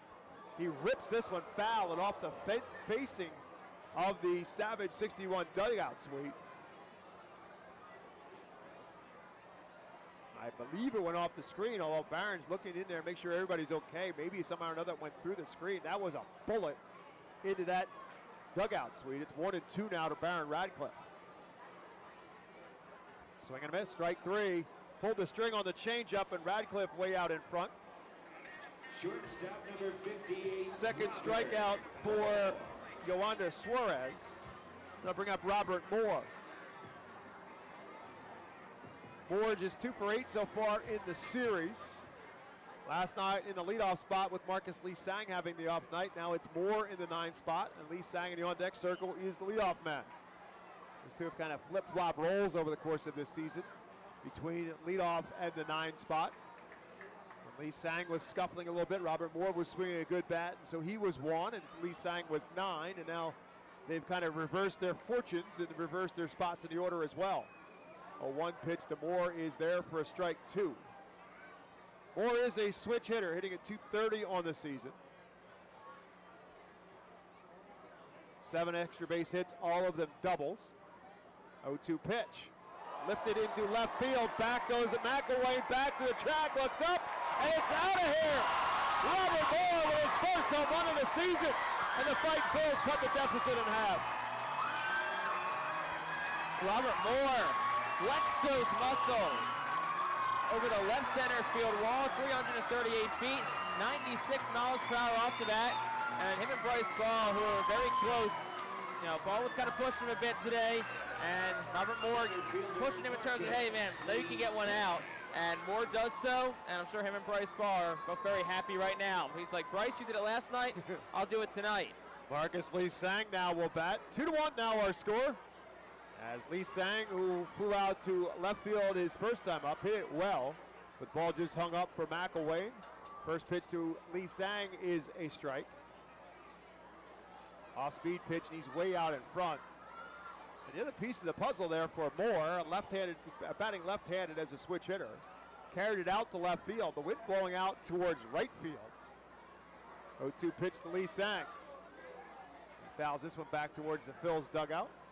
You get a ball up in the air now towards right field with all these lefties in the lineup for Al Padrica. You get one up in the air in this gust of wind, it's going to sail on out of here in a hurry. 0-2 pitch, lifted up and foul and out of play. By the way, the coaching circle has not changed. It's still Carl Ellison at third, Casey Martin at first. The coaching carousel, if you will, because, you know, it's the Rumble Ponies. And the Rumble Ponies are a carousel. Carousel horse. For those that you didn't know. 0-2 pitch. Rolled to the right side. Diving stop by Jeremiah Jackson. Can he get anything on the throw? He does not. He bounced it a couple times to Ryan Clifford at first, who could not hold on to it. Don't know if it would have mattered. Marcus Lee Sang had looked like he legged it out. He's safe at first. What should be a base hit. Yeah, I was going to say, should be a base hit. Lee Sang crushed it, 105 off the bat, and he put his head down and busted it up the line. By the way, the skies have opened up again here at FirstEnergy Stadium. So what was a pretty full crowd in the main grandstand is scrambled to the concourse. Although most of them have a roof over their head, but just saying. As Jose Rodriguez will bat. Rodriguez got a base hit his first time up. Lee Sang, good lead off of first. represents the tying run. Jose Rodriguez with another bullet in the left field for another base hit. Rodriguez is 2 for 2. 2 men on and still only 1 out. 3 straight hits for the Fightin' Phils. Here's Caleb Ricketts, who's been swinging a pretty good bat. 4-game on base streak. And so the skies have opened up. See if the Fightin' Phils can continue to open up and score some runs. We got a chance to talk with Brock Stassi in our pregame show last night, and we talked about Jose Rodriguez and the bat he is swinging right now. He is just really locked in. 2 for 2 now. 4 for 6 in this series, as Caleb Ricketts now will bat. Ricketts a strikeout victim his first time up. Fightin' Phils now with a tying run in scoring position. Go ahead, run it first. And swing and a miss by Ricketts. Back foot slider for Caleb Ricketts from the right-handed pitching of Yoander Suarez, and Ricketts swings over the top of it.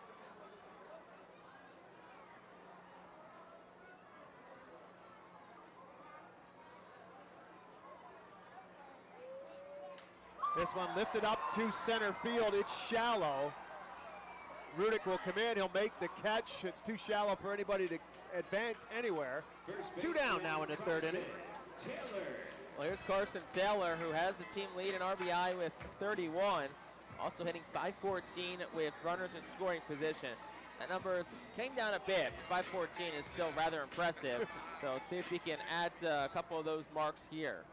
Taylor had to hit his first time up. Phils have already matched their hit number for last night with 5. They need something here to try to tie this one up in the bottom half of the 3rd. Taylor with 2 on, 2 out.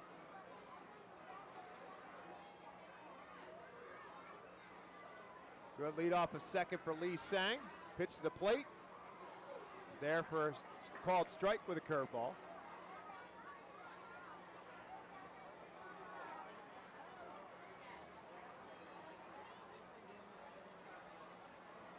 Good speed on the base pass as well, with Lee Sang at second and Rodriguez at first. This one's up high, it's 1-1. Everybody clap your hands. Suarez, fastball, curve, slider, and change. Fastball in the 93, 94, maybe to the 95 range. Last one at 93. 1-1 to Carson Taylor. Towards the right side, Jackson knocked it down and rolls into center. They're going to wave Marcus Lee Sang in, and he will score and tie up the ball game. Carson Taylor strikes again. Definitely going to be a hit for Taylor. 94 off the bat, and not really much of a play. Jackson could have made it second. It's off his glove, and so the team's best hitter with runners in scoring position does it again, gets RBI number 32. And a good read by Jose Rodriguez as well. He scooted all the way around to 3rd base, so now the Phils have runners at the corners with 2 outs, and Kendall Simmons will bat.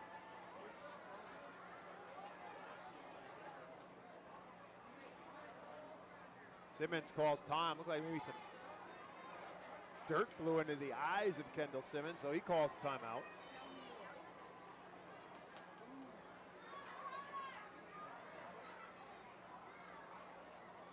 First pitch to him is outside for a ball. Said that Taylor led the Eastern League in RBIs. He's now tied for the league lead in RBIs with that RBI with his 32nd. Runners at the corners, 2 outs. Big swing, no contact from Simmons. It's 1-1. Simmons wanted one thing there. So just thinking ahead here, obviously the skies have opened up. Not sure what they're going to do after this inning ends, but you'll be through 3. You got to get through 2 full for this game to become official. Grounds crew here is in position. If the umpires say bring the tarp on, they're kind of hanging out in the dugout suite, just waiting for what probably for them seems like an inevitable call, but right now we're still playing. The skies have indeed opened up again. 2 balls and 1 strike to Kendall Simmons. Low ball 3. Rodriguez the runner at 3rd. Taylor the runner at 1st.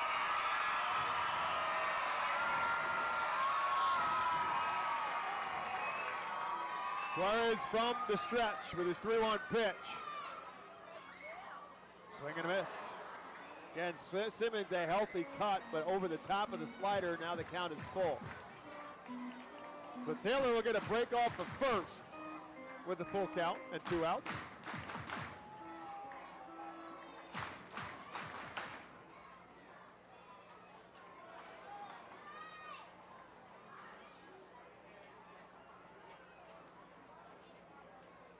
Here's Suarez's pitch. Ripped into left field, long, fair or foul? Fair ball. Goodbye, Kendall Simmons with a high drive onto the deck in left field for a 3-run home run. And the Fightin Phils now are on top 5-2. A 5-run inning for the Fightin Phils. And Kendall Simmons, he wanted a home run, and he hit it. And it reminds me of, what's his name from the Red Sox, where they were hit the ball towards the monster, and he's trying to wave. Yeah, Carlton Fisk trying to wave it fair. That's what it felt like right there. And that one was smoked. 381, 104 off the bat. Just turned on an inside pitch at 84 from Suarez, and it's 5-2 Fightin Phils. The only question was whether it was going to stay fair, and it did, as Bryce Ball will bat. Swing and a miss for Kendall Simmons, his 5th home run of the year. 3 RBIs gives him 11. More importantly, gives his team a 5-2 advantage. As Jake said, a 5 spot for the Fightins here in the bottom of the 3rd. No balls and a strike, the ball. That one misses just inside. It's 1-1. I never actually did see where that ball landed. It was high. It was so high. I was watching Chad Patterson, the home plate umpire. That's the only thing I could do is figure out by the umpires whether or not it was fair or foul. Like I said, there was no question it was gone. The only question was whether or not it was fair or not. 2 balls and a strike now to Bryce Ball. Suarez now back to pitching from the windup and gets that one over for a strike. It's 2-2. Don't think Bryce Ball would agree with that. He'll take a little bit of a walk around the circle.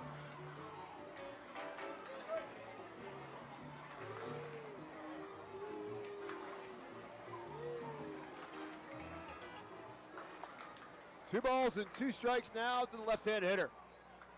That's way outside. The count is full.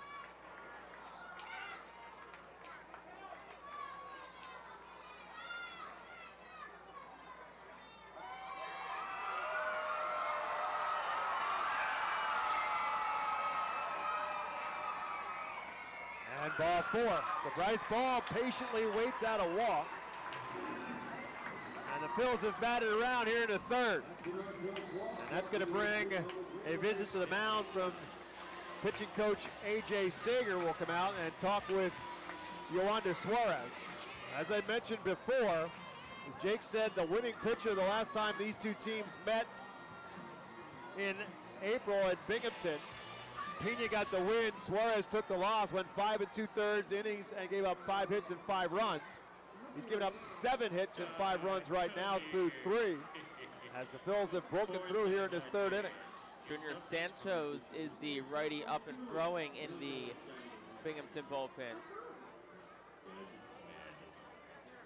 So whatever words of wisdom A.J. Sager can prescribe, he has done.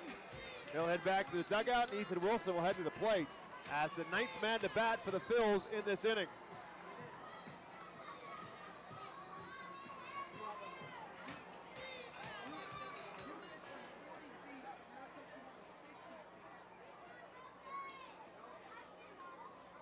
Wilson started and stopped, and the pitch is outside for a ball. Ethan grounded out to second base his first time up.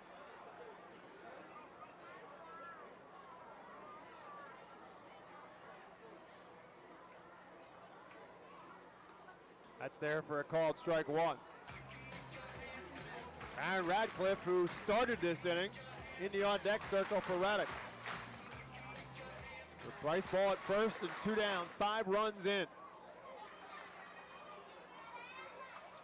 Lifted this one straight up and back and over our heads and out of play. It's 1-2.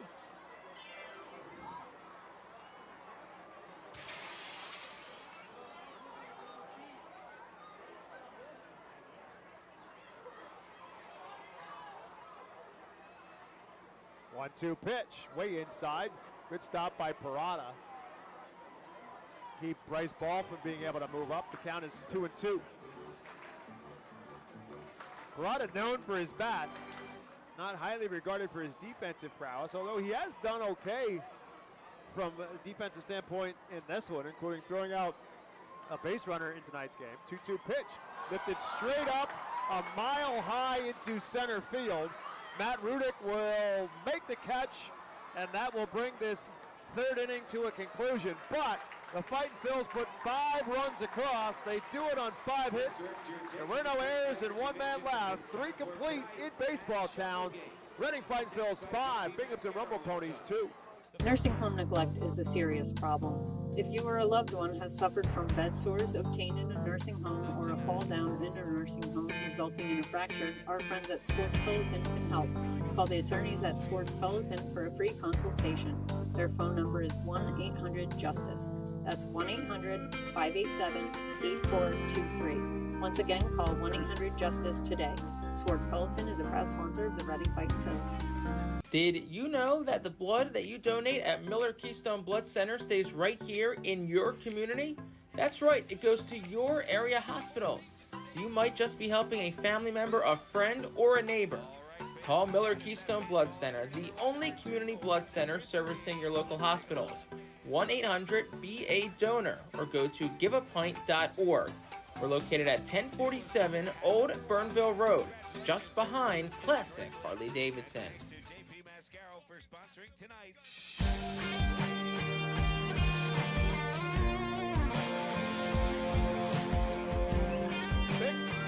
third inning for the Reading Fightin' Phils. They take the lead. It's 5-2. Now, as we head to the top half of the 4th inning, to take over play-by-play, my broadcast partner, Jake Starr. Thank you very much, Bob. And a reminder that every Tuesday, all active military and veterans receive $3 off box seats, thanks to the residents at Village Greens. 5-2, Fightin' Phils lead in this top half of the 4th inning. There were some more conversations between our crew chief, Z Zdenek, and Fightin' Phils head groundskeeper about what they wanted to do, and crew chief of this umpiring crew said, we will play on. I think at this point, really, it's just a race to try to get through the end of the 5th. And if you're the Fightin' Phils, that's got to be the mindset. Keep the lead until the end of the 5th. JT Schwartz leads off, 7-8-9 due up for the Rumble Ponies. It starts against Robinson Pena. Pena, the right-handed pitcher, deals the first pitch home. It is outside for a ball. It's 1-0. My name is Jake Starr. Sitting to my right is Bob McCool. Thanks for joining us on this Saturday evening in Baseball Town. 1-0 is at the knees for a called strike. It's 1-1. Saturday that was pretty hot and sunny, but a cool front has rolled in. Game time temperature was 81, now it's 70. And pretty heavy rain also currently falling. 1-1. And that's a swing and a miss from Schwartz. He tried to hold up but could not. It's 1-2. And I don't have as good of radar as the head groundskeeper, Dirk Douglas, because, you know, as I always say, it's AccuDirt in terms of the weather forecast. But from what I'm looking at, it looks like there's a cell over our heads. It looks like it's out of here in another 10, 15 minutes. I think if you can survive through this, we'll be all right, at least for the foreseeable future, to at least get this thing official. You know, if you didn't tell me there was a cell over my head, Bob, I would not have known if it was raining right now. Well, I'm just telling you, it's over us now, and it's going to be out of here shortly. That's what I'm trying to get to. Weather provided by Bob McCool. Now for sports. The 1-2. Right. Swung on, line drive, left center field. It's over the head of the shortstop Moore, in for a base hit. So it's a leadoff single for JT Schwartz, second single today for him. And that brings Jeremiah Jackson to the plate for the Rumble Ponies. Yeah, it's going to be interesting to see where Robinson Pena is right now. He looked really solid, obviously, through the first 2 innings. Struck out the 3 batters in the first inning. And had given up just the 2, what were essentially, only 1, harmless single. But it looked like he ran into some troubles with his control in the 3rd. First pitch to Jackson, did not want to go, but he did. It's 0-1. That slider's really buckled the last couple of Binghamton hitters. Obviously, his job right now is to work ahead, get some outs, and get them quickly. Here's the 0-1. Swung on, lifted in the air lazily down the right field line in foul territory. Taylor goes out. Rodriguez, the second baseman, comes in, slides, and makes a nice catch. Jose Rodriguez in foul territory slides onto the warning track and makes an impressive catch for out number 1. Wow, that was indeed an impressive catch. When I say he caught that off the turf, He caught that off the turf.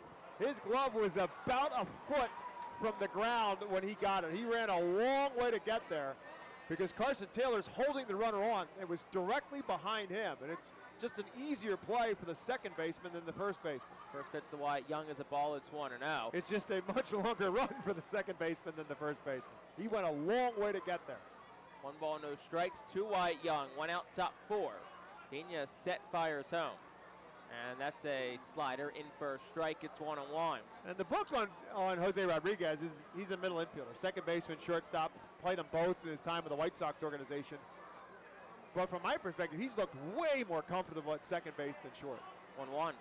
That's inside. 2 balls, 1 strike to Wyatt Young. Young walked his first time up. That was to lead off the 3rd inning. It was a 2-run frame for the Rumble Ponies, but the Fightin' Phils responded in a big way with 5 runs in the bottom of the 3rd. 2-1 the pitch. Swung line drive down the right field line. It's foul. And nice play off a ricochet by somebody in the Fightin' Phils bullpen. It's Tristan Garnett.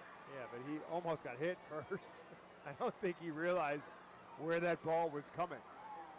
And he just got out of the way and then, calmly deflected, got the deflection. So 2 balls, 2 strikes, 1 out to Wyatt Young. Pena set at the letters, deals home, swing and a miss, struck him out. Out number 2, strikeout number 6 for Robinson Pena in this top of the 4th inning. We'll roll back to the top of the lineup to Matt Rudick. Seems like such a win to get Wyatt Young out because he has been a thorn in the side in this series. Rudick digs in from the left side. Infield plays him to go to the right. Robert Moore, the shortstop, shaded by the bag.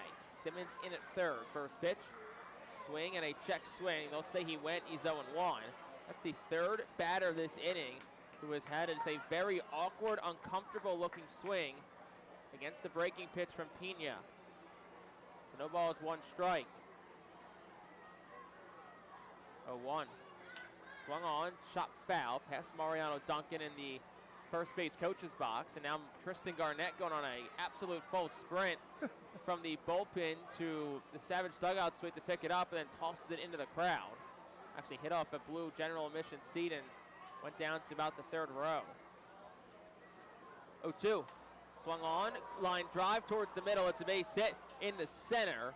Up to second goes Schwartz. So it's a 2-out single for Matt Rudick. His second hit of the day. And there's 2 on in the inning with 2 outs for Alex Ramirez. 6th hit of the night for Binghamton.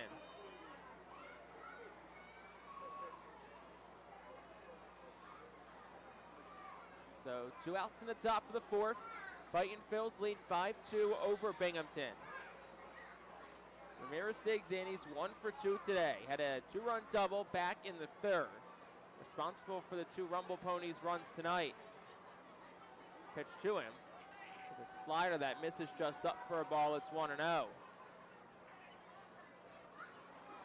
Ramirez, a 21-year-old out of Santo Domingo, the Dominican Republic. 1-0. Swing and a miss. It's 1-1. Both bullpens are quiet, so it looks like Suarez will get the bottom half of the 4th inning.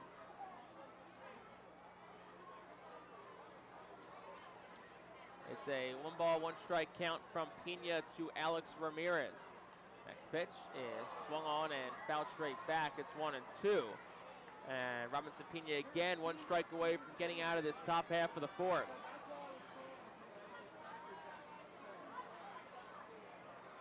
Runners get their respective leads off first, Matt Rudick, and second, JT Schwartz. Infield plays back the pitch. Swung on and cued foul off to the right side, and it'll stay 1-2. The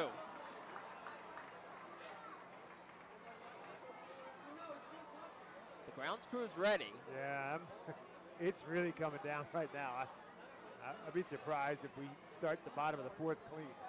Here's the pitch. Swung on, line drive, left field. That falls for a base hit.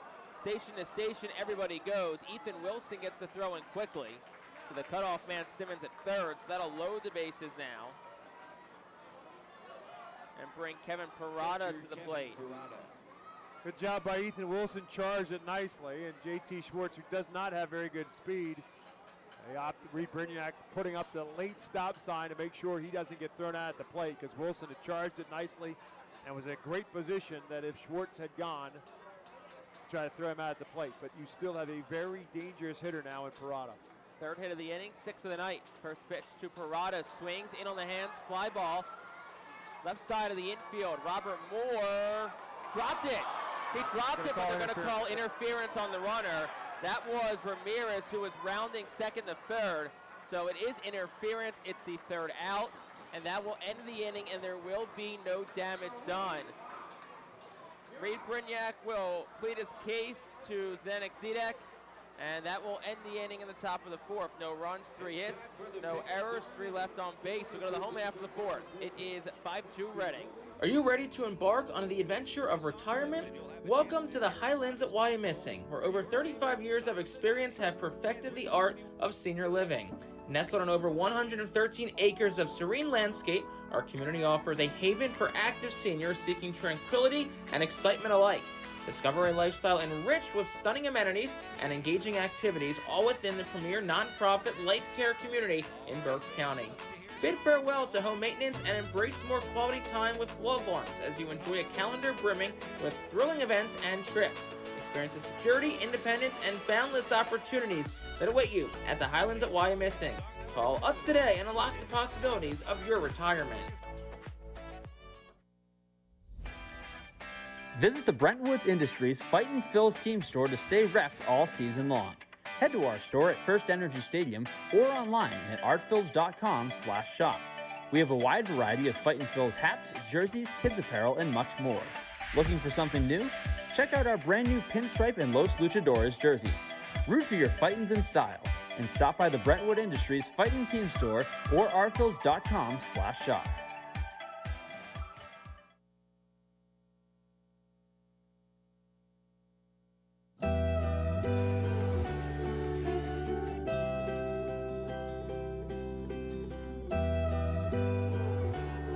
Bottom half of the fourth inning, it's 5-2. Rumble Ponies have the lead.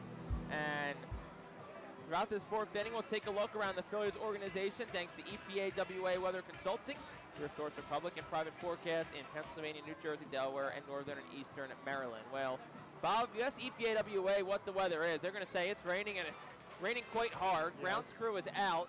They are applying lots of diamond dry to the surface. And as we discussed off the air, I think the mindset at this point is it's got to get through 6 more outs as long as Reading doesn't surrender the lead, because if Reading keeps the lead through the end of the top of the 5th, the game becomes official. Right. But right now it's raining hard, and one of 2 things are going to happen. You smoothly get through 6 outs quickly, but it's not like you're going to tell, I mean, if you're Al Padrique, it's not like you're going to tell your guys go up there and stand there with a bat in your hand and strike out. They're going to go up there and try to get some runs. Treat it like it's the bottom of the 8th. Absolutely correct. So it's not like you could just assume that. And theoretically, by the time all that happens, the rain could be stopped. Now Zdenek Zedek's going back over there. I'm telling you, it's coming down hard. And the question will be whether they're pointing at maybe the Binghamton bullpen, because they were the bullpen pitchers put a tarp over the mound down the third base line, but you can't do that because if there's a foul ball over there, somebody could fall over it. So I think that's part of it. They're having him pick that up. But I don't know why he came over to Reading's grounds crew to tell them that, as opposed to just telling the players, hey, that tarp you just put down, pick it up. So Ratcliffe leads off 8-9-1 due up for the Fightin' Phils. They lead at 5-2, bottom of the 4th inning. Yoander Suarez back out on the mound. Ratcliffe 0 for 1 tonight. He struck out swinging his first time up. He's in from the left side. First pitch is down for a ball, 1-0. Phillies fell last night, 3-2 to Colorado in extra innings. Braves also lost those, so the Phillies still have a 6-game lead in the National League East. 1-0. Fouled straight back, 1-1. Kirkering, Jeff Hoffman, and Jose Release had scoreless frames. The Castellanos and Edmundo Sosa also homered. Bryce Harper was ejected in the first inning by, I can't tell you the name of the ump, but I can tell you he's number 120. Here's the pitch. That is over for a strike 1-2. That is a classic dismissive move on the part of Bryce Harper. That's a very effective way of saying his name doesn't even matter to me. I'm just referring to him as 120. Did you see, well, here's the 1-2. 2-2. Amy Fiddle's reaction on post-game live. She was, her and I think, I don't know if it was Rube or if it was Ricky Bowe, whoever it was with her, or it was Ben Dave. Well, I just named all three, so it had to be one of them. They were both just like at a loss for words at how funny they thought it was. 2 balls, 2 strikes to Baron Radcliffe. The pitch. Swing and a foul ball, 2-2. Iron Pigs lost 10-6 against Rochester. Nick Podkul homer, Derek Hall homer in his first game off the IL. Also had 2 hits. Jordan Luplo, his 10th double of the season. Jordan Luplo, who also is responsible for the first career home run to Johan Rojas as well last year. 2 balls, 2 strikes to pitch. And that's on the shoot for called strike 3. Second time Radcliffe struck out. It's the 3rd strikeout tonight for Yohander Suarez. That brings Robert Moore up, who homered his last time. Jersey Shore, 9-5 win at Aberdeen last night. Emerson Castellano improved to 2-2, 6 innings, 1 run. Gunnar Meyer earned the save. Zach Arnold, Andrik Nava, Felix Reyes doubled, Hendry Mendez tripled, and Troy Scheffler had 2 triples. That one's inside for a ball to Robert Moore. It's 1-0. Finally, Clearwater, 8-1 win at St. Lucie. George Klassen struck out 5 over 3 scoreless, lower his ERA to 0.30 on the season. 1-0 to Moore, and he takes for a ball. It's 2-0.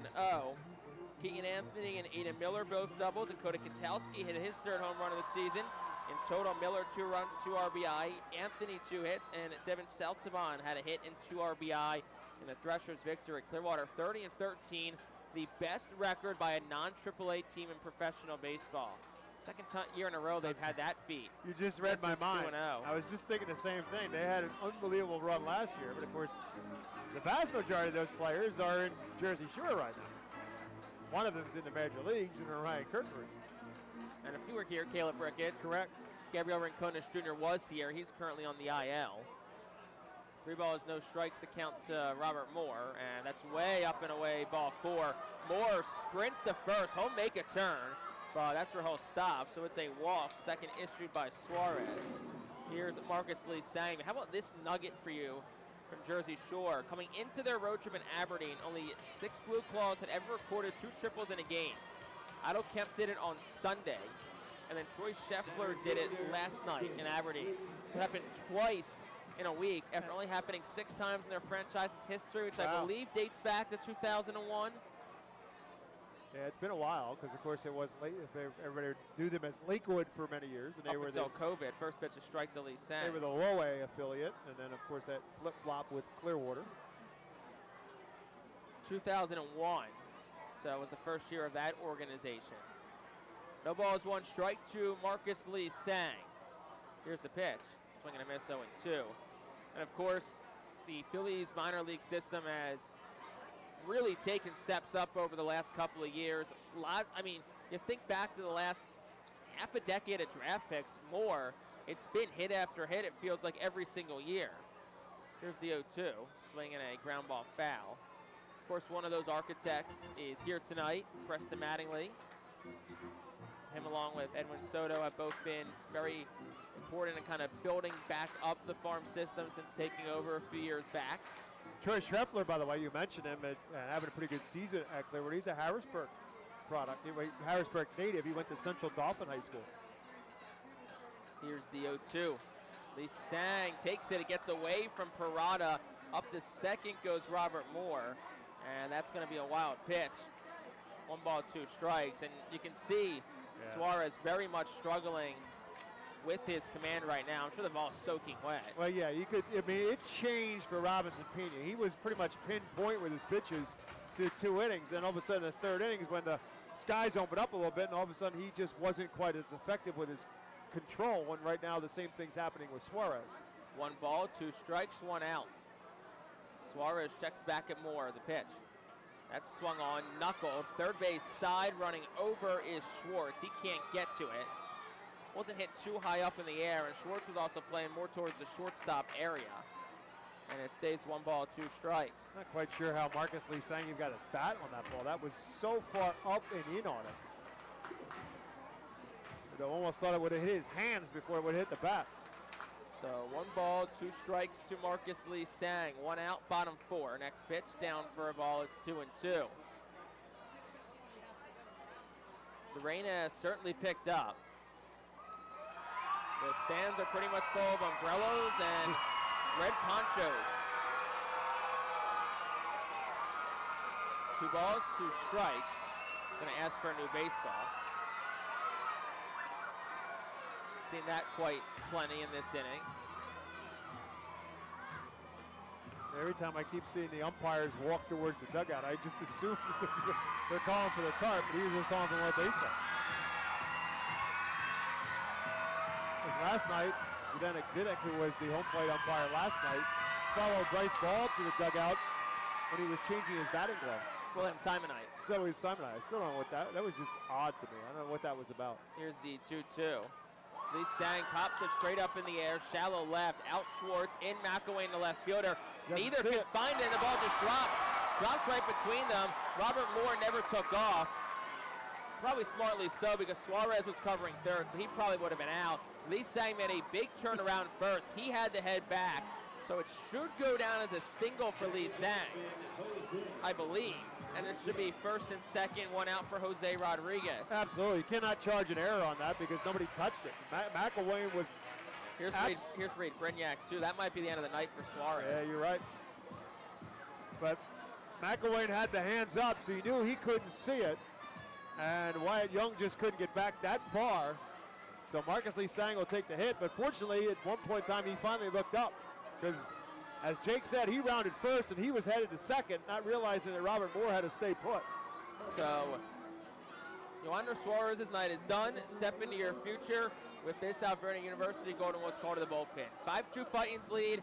Bottom of the 4th. Be back after this with the new pitcher on the Phillies Radio Network. Every time you grab an ice-cold 20-ounce Pepsi, you'll find a Pepsi emoji on the side of the bottle. So while the Pepsi delivers this, the Pepsi emoji delivers this.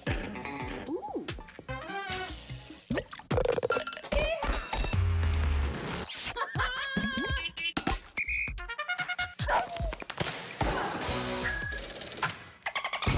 So go ahead, crack open a Pepsi, and tell the world how you feel and what you love with Pepsi emojis. Say it with Pepsi. International Fireworks is the official fireworks provider of the Phillies. International Fireworks shoots every fireworks show throughout the season, including 9 Mega Blast fireworks shows. International Fireworks also provides the pregame fireworks after the national anthem at each game. International Fireworks has a nearby retail store in Douglasville, Pennsylvania, where you can purchase all of your fireworks. Visit fireworksrus.com for more information about the International Fireworks retail store in Douglasville. Thanks again to International Fireworks, the official fireworks provider of the Phillies.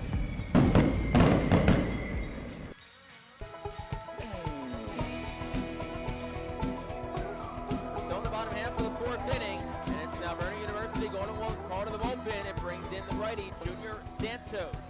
Santos making his 10th appearance of the season.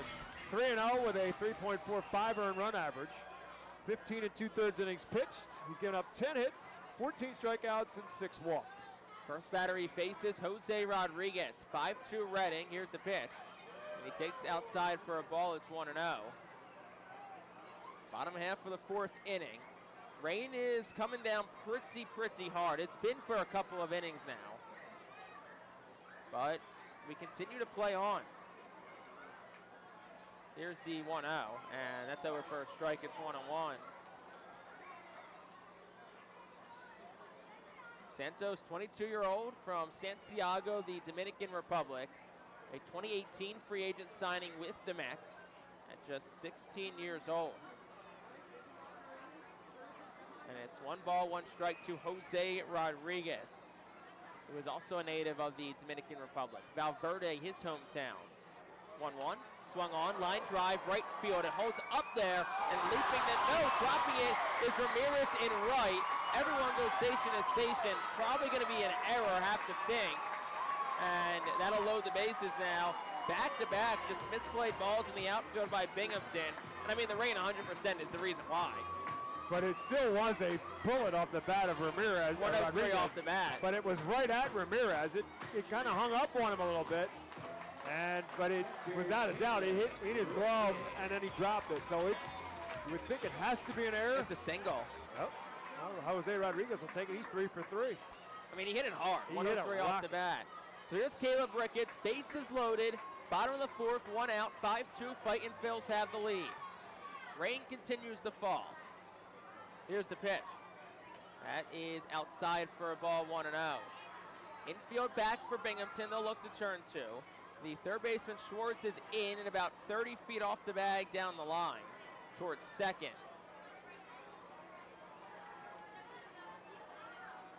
1-0. Ricketts swings, skies it in the air, left side, foul territory. Schwartz just throws his arms up saying, I don't know where it is. And fortunately for him, it's out of play.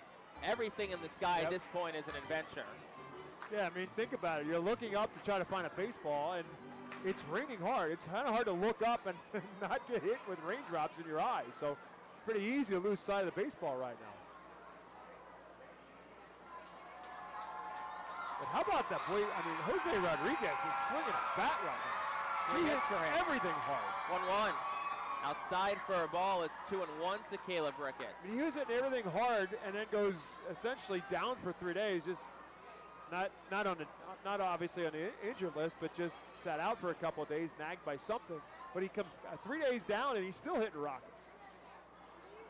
Here's the 2-1. Swung on, line drive, right field, it's down for a base hit. Scoring is Moore. Lee Sang waved around third. Go to the plate is wide. Goes to the backstop. Lee Sang scores. Up to second is Ricketts. It's a 2-run single for him. It's 7-2 Fightin' Phils. Big hit there for Caleb Ricketts. He was swinging a good bat, and all of a sudden it kind of went away from him a little bit. Had the night off last night. Good to see him in that 3-hole. Coming up with a big hit. We'll see if they add on an error on that throw from Ramirez. I feel like it should be. Because it got away from the catcher and certainly allowed Caleb Ricketts to get from first to second. And there's a conversation between some umpires here. Are they going to bring the tarp crew out? I don't see any other reason they would be talking. Certainly nothing on the play that would be talked about that I can sense. I think the mindset is push to get this to an official game. Yeah, but now it's getting to a point where like Binghamton's having issues playing defense. Well, as we were talking about in between innings, it's one thing to say if we can just get 6 more outs, but if the Phils have a big inning, that's kind of a game changer. That was kind of the thing we talked about. Right. Unless something happened that they think impacted that play somehow. Now, clearly it was a base hit. The only thing I can think of is something happened in the base pass that they're talking about. I don't know that this is rain-oriented or game situation-oriented. It has to be game situation-oriented because now they're going to go talk to Reed Brignac. Unless it's he wants the tarp on the field because they're not making plays because of the rain. No, that could be. I mean, Reed Brignac he's still is mad very about animated. He's still mad about that interference called at the end of the last inning on the pop-up. This is probably the most animated we've seen Brignac in a couple of years of seeing him. Yeah, but here's what he's doing. He's leaving his team out there longer in the rain right now. He's only prolonging this inning. Because two sides of this coin here. If you're Binghamton, you wanted this game go to a delay an inning or two ago, and worst case gets suspended, you play tomorrow in a tie game or whatever. Now, on Reading's side, you want to get through the top of the 5th and have this game become official. Yeah, Jake, there had to be something. He's too animated for this to just be about weather. But I could totally see that being the sole issue because I can understand the frustrations, though. Right. Oh, I can understand that, but I just... Drop ball, back-to-back drop balls. Right. He's probably like, why are we still playing? Nonetheless, Carson Taylor digs in. 2 on for him and 1 out in this inning. Runners on second and third, 7-2 Fightin'. Here's the pitch. And Taylor swings and dribbles it foul down the first base line. It's 0-1.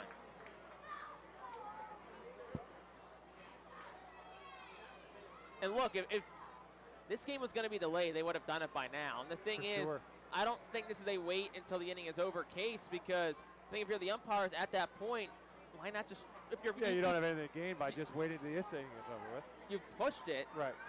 At this point, why not push it another half and get through an official game? Then at that point, I mean, I don't think Binghamton will be too happy, but I think that's got to be the mindset at this point. No balls, 1 strike to Carson Taylor with 1 out. Here's the pitch. Swing and a miss, it's 0-2. Infield also up for the Rumble Ponies. Rodriguez on third, Ricketts on second. It's a 7-2 lead for Reading as the rain continues to pick up. The pitch, swung on and fouled straight back.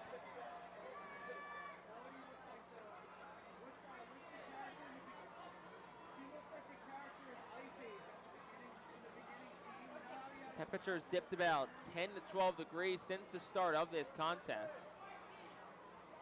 And it's a no ball, 2-strike count to Carson Taylor.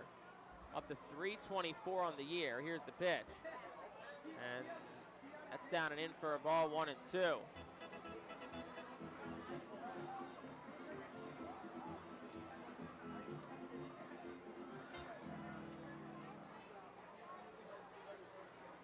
Junior Santos comes set. And the pitch. Swung on and dribbled foul. Also can close the line finally on Suarez. Went 3 1/3, 8 hits, 7 runs, all earned. 2 walks and 3 strikeouts. And it's a 1-ball, 2-strike count to Carson Taylor from Santos. Pitch, swing and a miss. Taylor down on strikes. So the first strikeout and the first batter retired for Santos. That'll bring Kendall Simmons up to the plate, who right now is responsible for the game-winning home, well, not game-winning, go-ahead home run last inning in a third inning that saw 9 Fightin' Phils come to the plate.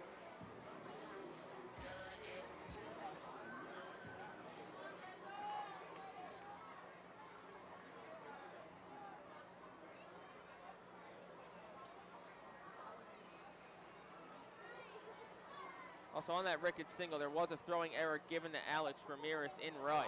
And the first pitch hits Kendall Simmons. Meg Flaherty, Al Padrique out of the dugout to take a look at Kendall Simmons, who has been hit a lot recently. Yeah, it's his same thing. Fourth time hit by a pitch this season. Just thinking the very same thing, that it always seems like there's one guy. Last year it was Max McDowell, who always seemed to be the guy that got plunked. Simmons is fine. And of course, the umpire's talking. I don't know if this is rain or maybe a little more, because Simmons did homer his last at-bat. Right, this might be a little bit more of, let's just make sure that nothing more happens out of this. There's been quite a few hit by pitches in this series. It's nothing, I don't think there's anything behind it. I just think it's a matter of just the play of the game. But there has been, but the players, it kind of accumulates in the players' minds. Like, there may not be anything intentional behind the hit by pitches, but the players start thinking about the fact, you know, how many times are we going to get hit in this series? Yeah. And it starts to just kind of become a piece of the puzzle. So from an umpiring standpoint, you've got to be cognizant of that. You just have to be aware of the fact that, well, let's just keep our eye on it and make sure this thing doesn't erupt into anything more than what it already is. That's exactly right. Escalate's the better word. So bases loaded for Bryce Ball. Here's the pitch. And that one gets away from Parada. Home is Rodriguez. It's an 8-2 ball game. And so there you go. More problems for Santos, and you just make them pay for the hit by pitch because you load up the bases, and that allows them one more run to score. So that'll be a wild pitch. And, yeah, I think you go back to the Simmons thing. I think that's just a case of it's a wet ball. Right. It's hard to grip it.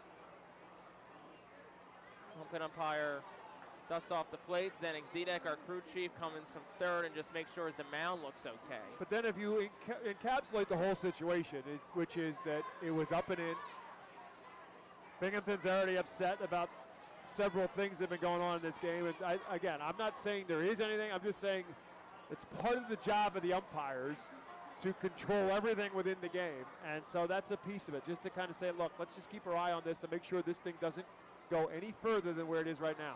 1-0. Ball swing, ground ball, leaks through the middle, base hit.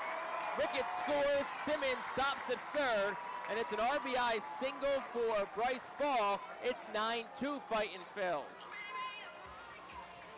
Well, Bob, they always say when it rains, it pours, and the Fightin' Phils are pouring it on right now. Yeah, well, now the thing you got to worry about Reading was to make sure this thing becomes official eventually, because you don't want to wipe out all these hits and RBIs. Well, I think You wouldn't wipe it out. The game would be suspended. Right, but still, you know what I'm saying. You just don't want to make sure. You want to make sure that this thing becomes official. Which, for Reading's case, they're not helping their case in getting this to that point quickly. Plus, they need a W. If you're Reading, you need to get 3 more outs in the field, and they're currently prolonging that for a very good reason. Problem is Binghamton can't get the 3rd out here. Here's Ethan Wilson with 2 outs and runners on the corners. 4 more runs for Reading. It's 9-2. Here's the pitch. That's fouled straight back. It's 0-1.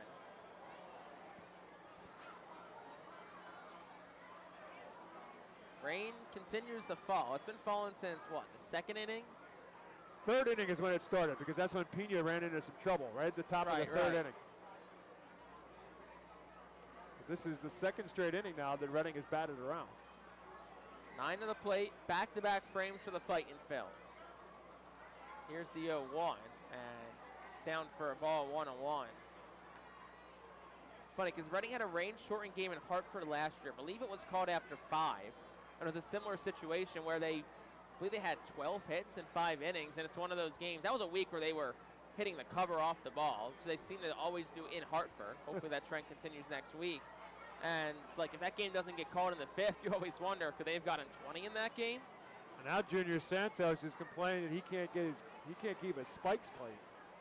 That he's got mud caked up on his spikes and can't get it off. So he's brought Zdenek Zidek over for that situation. Zidek is the crew chief, and he's had a lot of conversations over the course of this meeting and this last inning and a half. And now this is going to be another conversation with the grounds crew because they're going to want him to get the old tongue depressor out, I guess, to try to get some of the mud off of his spikes. What did you say? It's a tongue depressor. Those big tongue depressors. That's what they use. Did you ever go to the doctor and have a tongue depressor in there? True. There you go. See? Marcus Lee Sang just brought one out of the dugout. What? A tongue compressor? It's a depressor. It's just looks like a giant popsicle stick. Oh, okay. So they're cleaning off the thing that you wipe your spikes on. Yeah, that's what I said. No, he's going to get it out. He's just going to clear it right out of his spikes right now. Marcus Lee Sang saves the day. See that?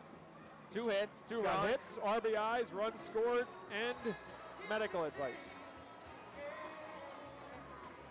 Beautiful thing about baseball is that you never know what you're in for a night at the ballpark. Wednesday, Reading scores 8 runs in an inning.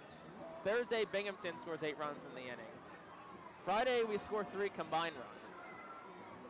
Today, it's been everything. Well, here's the beauty of this. If Reading has prolonged this inning enough that if the rain is going to stop, maybe by the time this inning is over with, the rain will stop and then they go out in the field and play with a little drier situation. I mean, all things considered, each team has had the same amount of innings in the field right now. Now the umpires will discuss again, and Zdenek will once again go over, and they're going to go. Put some diamond dry. They're going to go rake them out. Yep. Don't they say everything but the kitchen sink? Everything but the tarp tonight. Right.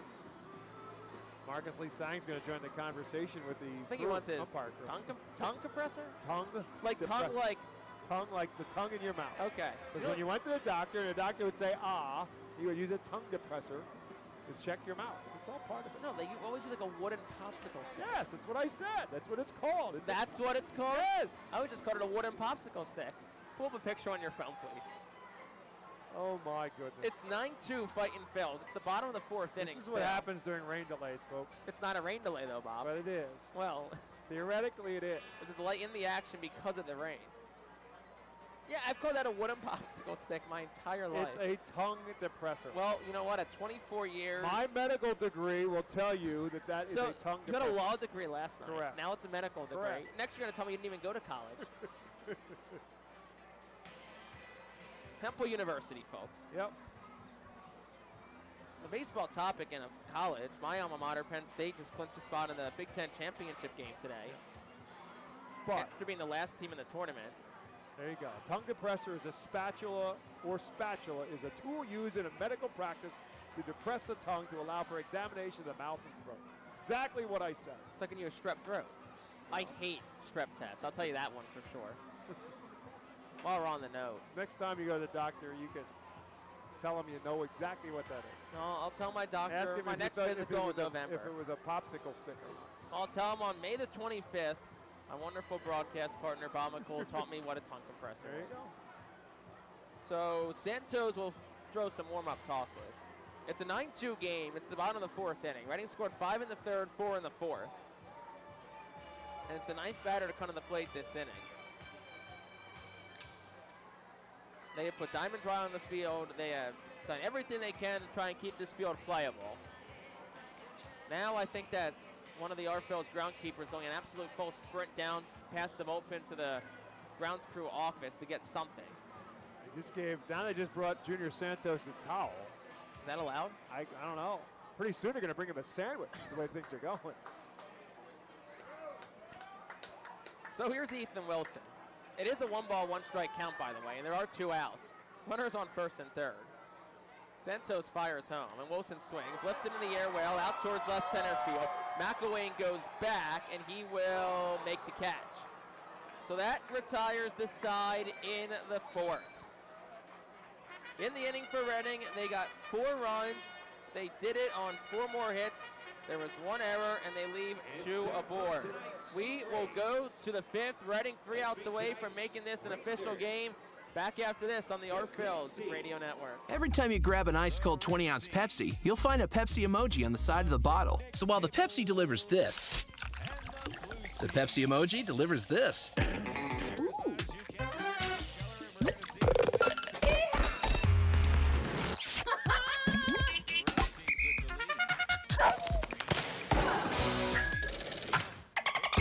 So go ahead, crack open a Pepsi. And tell the world how you feel and what you love with Pepsi emojis. Say it with Pepsi.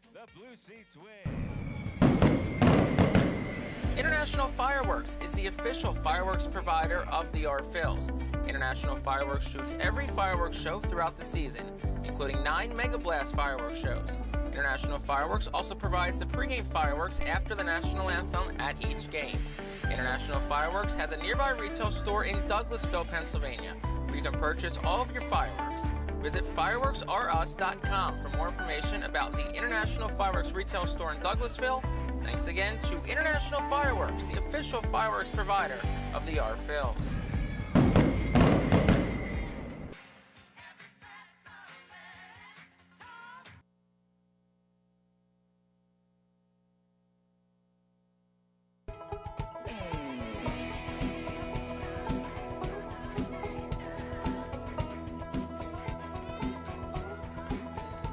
Top half of the 5th inning. It's a 9-2 lead for the Fightin' Phils. In this 5th inning, the Fightin' Phils want to recognize Body Zone Sports and Wellness as the official workout facility of the RFLs. Noel McLean leads off against Robinson Pena, 4-5-6-2 up for the Fightin' Phils. The rain continues to fall. McLean is 0 for 2 tonight, 2 strikeouts. Let's see how First pitch of Robinson Pena now responds, because he's been sitting in a dugout for a while, and now he's got to be in that position that Junior Santos was a moment ago. Next pitch swung on and missed, and it's 1-1. Controlling the baseball with a wet baseball and obviously a wet mound as well, although they've tried to do their best with some Diamond Dry on it. 1-1. Swung on, ground ball 3rd. Stopped by Simmons, ricochets to Moore, the throw to 1st, not in time. Carson Taylor was never on the bag. I don't think he really thought there was going to be a play, but Simmons dove at 3rd in the hall, ricocheted off his glove, went to Robert Moore, who was in the hall at short, threw it to 1st to Simmons, whose foot was never on the bag, so he was trying to get onto the bag, and then he just dropped the ball. Kendall Simmons is in some pain. Reed Brignac out to console him, and here comes Meg Flaherty, the athletic trainer for Reading. I'm not quite sure what happened to Kendall Simmons, if it's his wrist or if it happened on the dive. The ball looked like it hit off his wrist and then rolled to Robert Moore. To be honest with you, Jake, I think if Carson Taylor is on the bag, he's out. But Carson Taylor never really covered the bag, thinking that after it was off of Simmons' glove, there was not going to be a play. But Robert Moore made a really strong throw, and now here comes Al Padrique as well to check on Kendall Simmons. It is a single, which it's definitely a hit. There's no doubt about that. Should have been. Trying to see where they're exactly looking at. Yeah, I couldn't. The only thing I figure is he must have hurt himself on the dive somehow. could be one of those cases when your entire momentum of your body hits the ground. You might not actually hurt a specific part. Right. Well, he's not It's bracing himself because he's out full extension trying to field the ball. It's just pain. Right. So he got hit with a pitch, and that didn't bother him. Or it could be the wind knocked out of you, too. He's kind of up, twisting himself around, stretching out. I think it's just a case of just general pain after your body hits the ground. Right. So he got hit with a 90-mile-an-hour fastball. That didn't bother him. One thing about Kendall Simmons, I'll tell you, he's a tough guy. Yeah, he is very tough. He is. Tough guy. He's a fun guy, too. Always in a great mood. And it's going to take a lot to get him out of the lineup. He's not going to come out without a fight, and he's staying in. And here come the umpires again to talk. I'm not exaggerating, folks. This is like the 12th meeting they've had in the last inning and a half. Just need 3 outs. You just need 3 outs. Well, then stop talking to each other and let him throw a pitch. And here goes Z Zdenek. Here comes Dan Douglas. I think a lot of it's just been this spot of the field needs worked on. Right, but they've thrown diamond dirt out everywhere. The tarp crew's not coming out. No. So what is again? I wonder if it's hey, can we get a check at the radar? But then let him play. No, get a double. Maybe it's a ground ball and a double play. We got more diamond dry. Is that Lou? Yeah, it is. I believe that is assistant groundskeeper. Guess they want some more on home plate. Lou Vogel. Let's also make sure we give a shout out to the grounds crew. Yeah, they are working. Right. I have been to a good amount of fields in this league and just in minor league baseball. Nothing, and I mean nothing, touches this field. No. The best field that I've seen in minor league baseball. No, we did an interview with Dave Dombrowski on the field. We almost got run over for being on the field. The thing is, they take extreme pride in this field, and it shows every day. Absolutely true. I mean, this field is immaculate. I mean, this ballpark is as good as you'll find anywhere, and then there's the field, which is just, it's an unbelievable field, the conditions of the grass and dirt. There are people who come in here thinking that this is turf because the field is, and the grass is so immaculate. And these guys work hard, and they're really working hard tonight. They're here from 8, 9 in the morning till 11, 12 o'clock at night every day, making sure this field is in tip-top shape.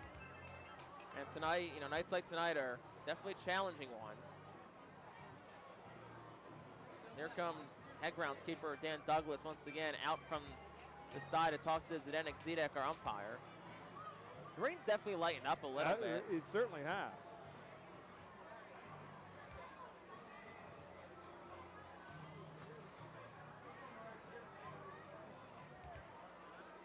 The umpires will return to their post. I think part of the conversation has to be, look, there's only so much more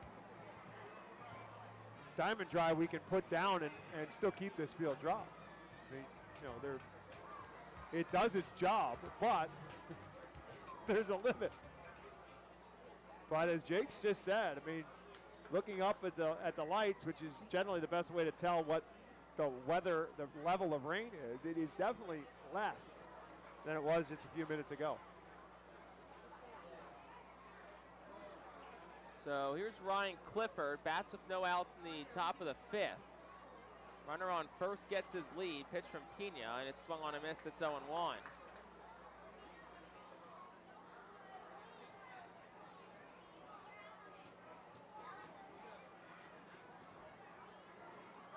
Yeah, it's definitely lightened up. It's still raining, but not as hard as it was. Next pitch is over for a strike. It's 0-2. I will guarantee you that by the time the first firework goes off tonight, it'll be absolutely dry. No balls, 2 strikes to Ryan Clifford. And Pena fires. Swung on, lifted, foul, and out of play, and it stays no balls and 2 strikes.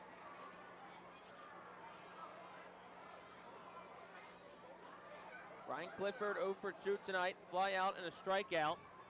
Even the second and the third, respectively. 0-2. Swing and a miss. Struck him out. Slider from Pena. And that is another strikeout for him. Number 7 tonight. I think not to be lost in this. Pena has scattered 7 hits. Pitch counts at 76, but had himself a pretty nice outing. Giving the team a chance to win, and if he can get through this inning, he'll have himself in line for the win.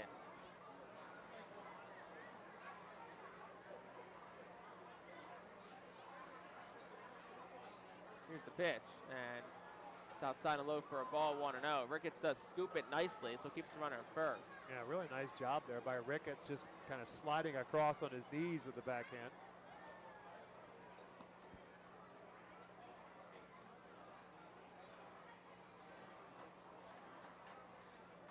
Here's the 1-0, and that's over for a strike. 1-1, slider that popped out of Ricketts' mitt.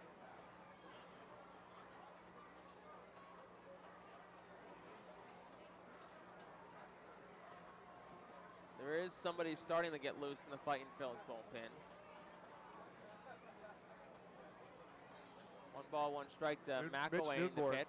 2-1, misses for a ball. That's who it looked like from here with the naked eye. Mitch Newborn begins to throw. Got to think if this game does continue, this is probably Pena's last inning no matter what. His pitch count's at 79. His season high is 93. Plus, it's just been a long couple of game. innings. It's an hour and 45 minutes and get 5 innings in. He's had to sit a lot. 2-1, swing and a miss, 2-2. But factoring in the elements, factoring everything else, if he gets, as Jake said, through 5 and his line for a win, I think his night's probably over. 2 balls, 2 strikes, 1 out to Brandon McElwain in the pitch. Swinging a ground ball down the third baseline, that's foul. So it'll stay 2-2.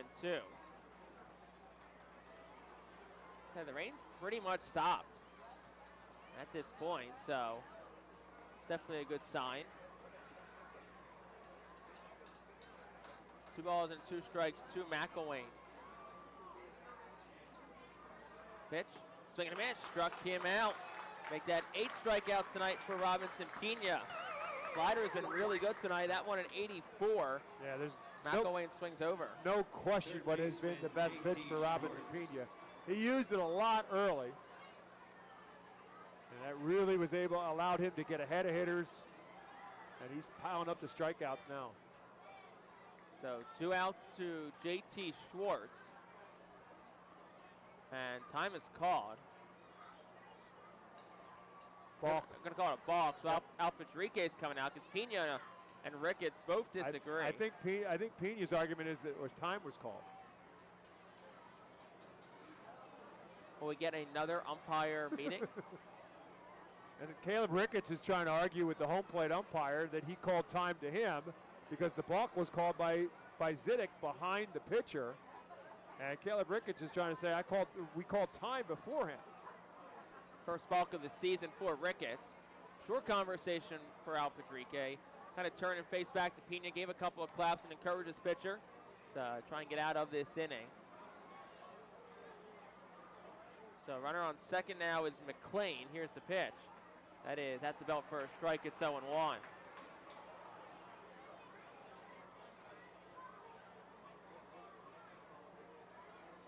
Once again, it's a 9-2 lead for the Fightin' Phils on this Saturday evening from America's Classic Ballpark. 0-1, swung on, lifted foul, slicing out of play to the left side. No balls and 2 strikes.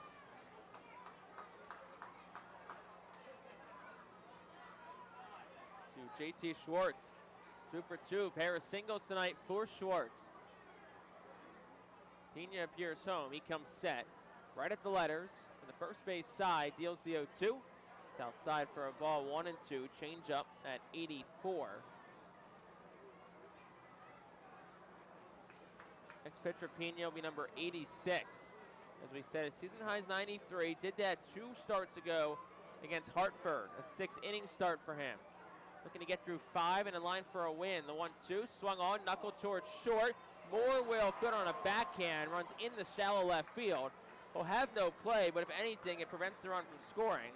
McLean goes second to third. Schwartz is third hit of the night, and that brings Jeremiah Jackson to the plate. It was a great effort by Robert Moore, and he had the right idea. There's no sense in trying to make that throw because by the time he was able to finally put on the brakes, there was no way he was going to be able to throw and get enough on it to try to get Schwartz. But his intentions were he was keeping an eye all the way on McLean just to see if he would wander around the third base bag and have the opportunity to maybe double back on him and throw him out if he wandered too far. So That was the only play he had, and he at least thought about it if, in fact, the base runner makes the mistake. So here's Jeremiah Jackson. First pitch to him is up for a ball and a slider. It's 1-0. Jeremiah Jackson 0 for 2 tonight. He bats with men on the corners and 2 outs in the top of the 5th. 9-2 Fightin Phils. Rain has subsided. Next pitch is swung on and shot foul behind home plate. It's 1-1. So that's a good sign for the continuation of this game. Of course, if more rain does come in, if Reading can get one more out, this is an official ball game. 1 ball, 1 strike, 2 outs to Jeremiah Jackson. The pitch, swing and a miss, 1-2. Went after a sinker at 92. Robinson Pena tonight, he's scattered 8 hits, he's allowed 2 runs. Next pitch will be number 90, and he's looking to finish off. Pretty good start, pretty strong. Set of the belt. Here's the 1-2. Swinging a ground ball back to the box. Pena basically shielding his face, fields it, flips to Taylor at first, and pitch number 90 ends the inning. 1-3 goes to put out. In the inning, no runs on 2 hits. There were no errors, and 2 are left on base. We are halfway through, at least we believe, from Baseball Town. We'll go to the home half of the 5th, running on top. It's 9-2. Cornwall Manor is an active senior living community on a 190-acre campus in Cornwall, Lebanon County. The community offers independence and opportunities for wellness and fitness, as well as educational and musical programs, and the peace of mind of having convenient health care on site. Cornwall Manor offers a range of residential choices from apartments to homes. Prospective residents are welcome to visit us for lunch and have a chance to learn more about the community. More information is available online at cornwallmanor.org. Cornwall Manor, celebrating 75 years of senior living. Watch me now. Listen up, baseball fans. The Bally Live app is your home for everything MILB. Download the app today and watch every single MILB game absolutely free. Chat and interact with other fans. Play daily games and win prizes. Plus, you'll get access to the MILB Zone, where you can follow your favorite MILB players and teams all season long. So step up to the plate and download the Bally Live app today.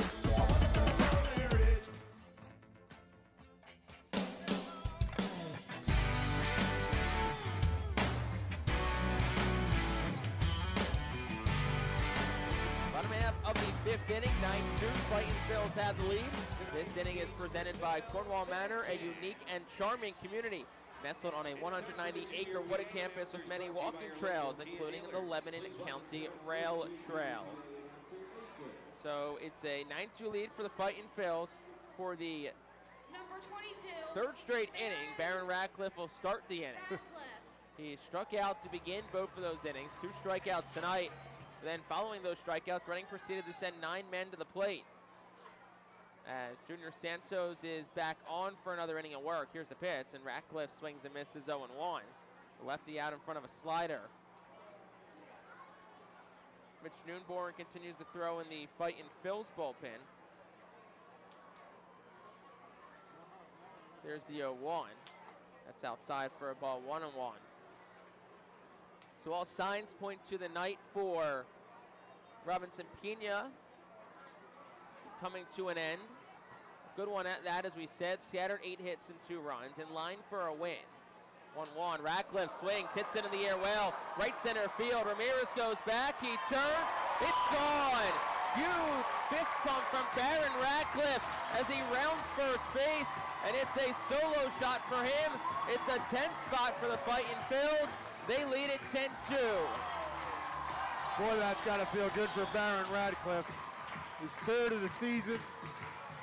But after a couple of strikeouts and some frustrating at-bats last night as well. But then he came up with that single in the 9th inning. And I think that's one of the reasons why Alpadrique made sure to run him back out there last night after that 9th inning base hit.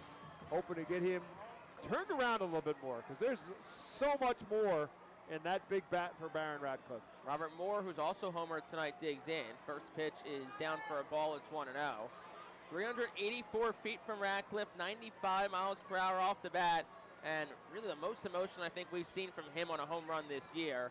It's got to feel so good on that swing for him. 1-0 is swung on, lifted in the air, foul. It's 1-1. Certainly does it in some good company, too, as we've talked about. Yep. Phillies president of baseball operations, Dave Dombrowski, along with their assistant GM for player development, Preston Mattingly, both in attendance tonight. Al Padrique is now coaching first. Well, yeah, Casey Martin was. Casey Martin just went into the dugout, and Al Padrique came out. Not quite sure what that's all about. Next pitch to Moore is fouled back. It's 1-2. Is Casey Martin's going to come into the game for some reason or another? Probably Simmons, you maybe think gets pulled. It could be. You're right. Here's the 1-2. Swinging a miss. Moore down on strikes. That's the second strikeout from Junior Santos. Yeah, Kendall Simmons, going back to that last inning, was shaken up, diving for that ground ball. And maybe while he's in the dugout, whatever was bothering him, maybe it's not going away, maybe it's not subsiding, and so they're going to take him out of the game and put Casey Martin in. And a 10-2 game definitely can be precautionary, especially as we said, maybe some more weather coming. Next pitch to Lee Sang, takes for a ball 1-0. With that Radcliffe home run, it's the third home run of the night for the Fightin' Phils. Matches the season high for the 5th time. Third time this week they've hit 3 home runs in a game. 1-0, swing and a miss, it's 1-1.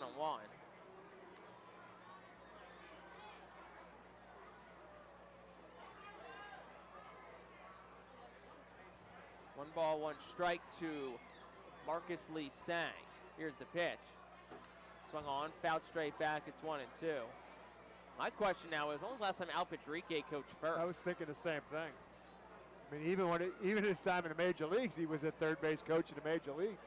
So either as a minor league manager, generally you're coaching third. And in his time in the major leagues, when he was not the manager, he was third base coach. 1-2, swung on, fouled straight back. And the A's. He also did it with the Oakland A's, too, before he was with the Marlins. Prior to being hired by the Phillies, Al Padrique spent 2022 as the third base coach for the Marlins under manager at the time, Don Mattingly. And Lee Sang cost time. And then in 2021, he was the manager of the Jacksonville Jumbo Shrimp, the AAA affiliate of the Miami Marlins. Jumbo Shrimp, that would be a oxymoron, right? That would be an oxymoron. 1-2, Lee Sang, hard hit ground ball second. Couple of hops for Jackson. Vacuums it up, throws to first in time, 2 outs. And a ball that was hit hard, 102 off the bat from Marcus Lee Sang.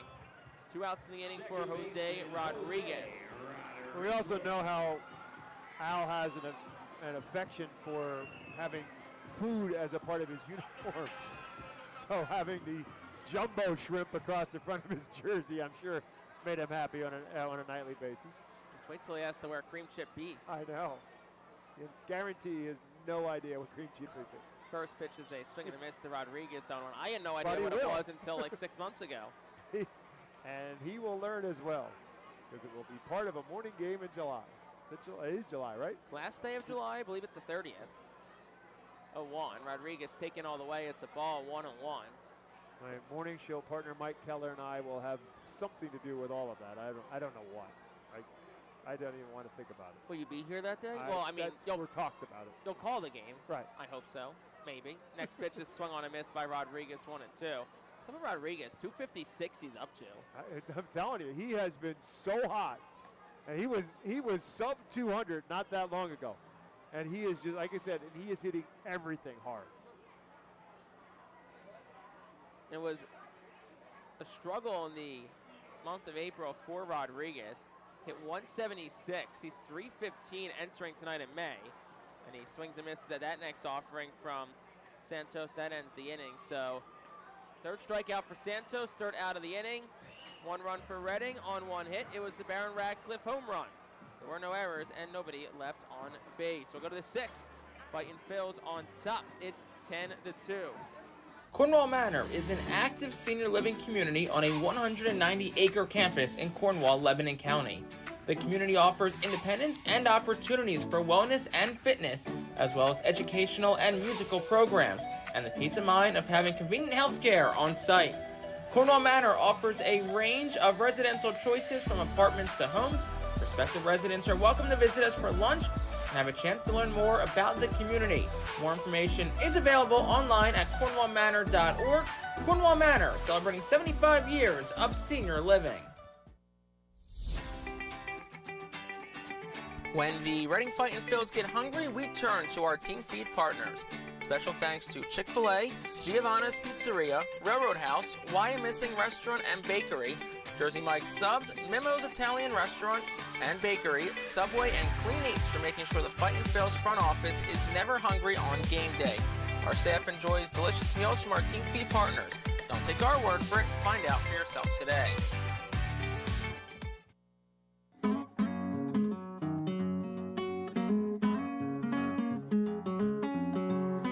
Top half of the sixth inning brings in a new pitcher for the Fightin' Phils in Mitch Noonborn. Bob? Noonborn making his 13th appearance of the season, his second in this series. He's 1-1 with a 5.74 earned run average. 15 2/3 innings pitched. He's given up 20 hits, 16 runs, but only 10 of them have been earned. He struck out 18, but he's walked 14. Also a defensive change for the Fightin' Phils, one that we kind of prognosticated on last inning. Casey Martin comes in for third, so it should be a straight switch. Martin for Simmons. So I wonder if that means Al Patrique goes back to third, or maybe another player gets their turn at coaching first. Noonborn pitched in the Phils win on Wednesday, and he was kind of quietly a big piece of the puzzle. It was the night that Colby Allard started and struggled, and Noonborn was kind of the bridge to the gap of Noah Skiro and the rest of the Phils pitchers, who for the most part shut down Binghamton until the Phils exploded for that big 8-run 7th inning. First pitch to Wyatt Young is a ball. It's 1-0. I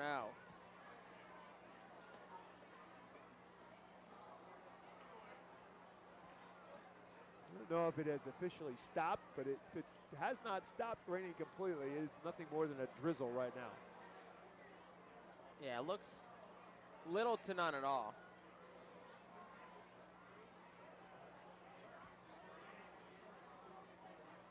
Here's the 1-1, and that is up above the belt for a ball, 2-1. While we're giving credos to the grounds crew, and rightfully so, we should give some credo to the concession workers, who no doubt just got swarmed by people who left their seats and went to the concourse. And while we're here, might as well have a hot dog, maybe some funnel cake or a French fry. So I'm sure they handled quite a number of customers in the last few minutes. Wyatt Young takes a strike. It's 2-2. Here's the pitch. Swung on, lifted in the air, shallow right field. In is Ratcliffe. He dives and it rolls by him towards the warning track. Young already around second. He's heading for third. That's her whole stop.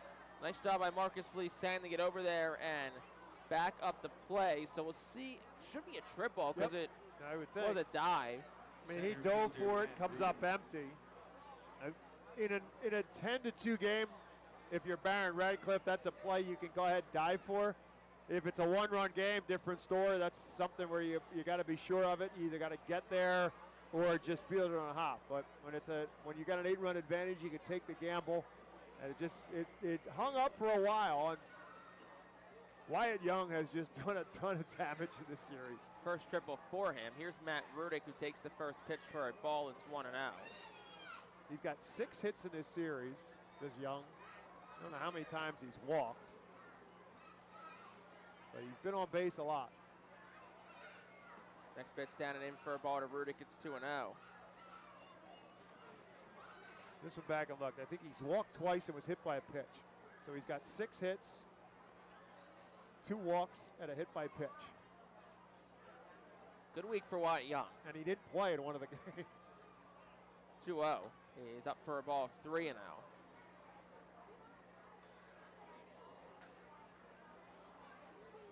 Wyatt Young had a tying home run in the 6th inning last night. Go-ahead single in the 10th. And home runs in back-to-back games. Already up to 4 this year after hitting just 5 in all of 2023. And Rudick takes ball 4. That's a 4-pitch walk.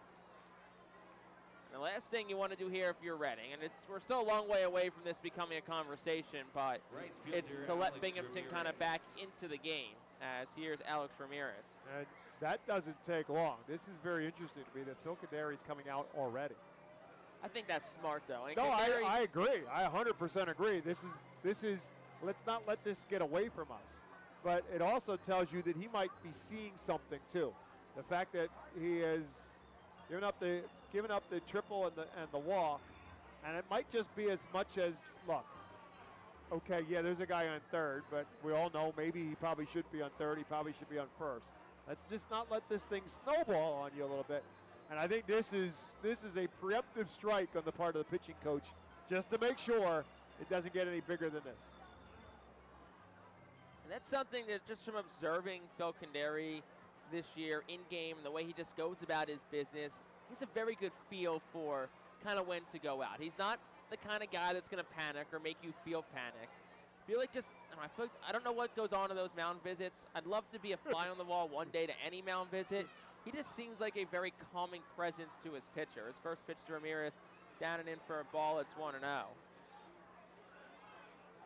I feel like that goes a long way. Yeah, I mean, he was a long-time college coach, and I think that's kind of his approach. It's more like a professor than it is anything. He just kind of has an appearance of it. That's a good comparison. 2 balls, no strikes to Ramirez. Well, you know, I have that medical degree and a law degree, so I'm just saying. What's next? What's tomorrow's degree? 2-0 is up and away 3-0. Bob McCool, Bachelor of Science. Of arts, just all of the arts and the sciences. The arts and the science. Astronomy. Yeah, we talked about planets. We talked about planets. Exactly. 3 balls, no strikes to Alex Ramirez. Runners on the corners, no outs to pitch. And that gets the knees for a called strike. It's 3-1. There is some stretching going on in the bullpen for Reading. It's Tristan Garnett's up and stretching. Tyler McKay and Ty McCollum are both also standing. Here's a 3-1, swing and a miss. Ramirez chased a changeup at 76. That was out of the zone. It's 3-2.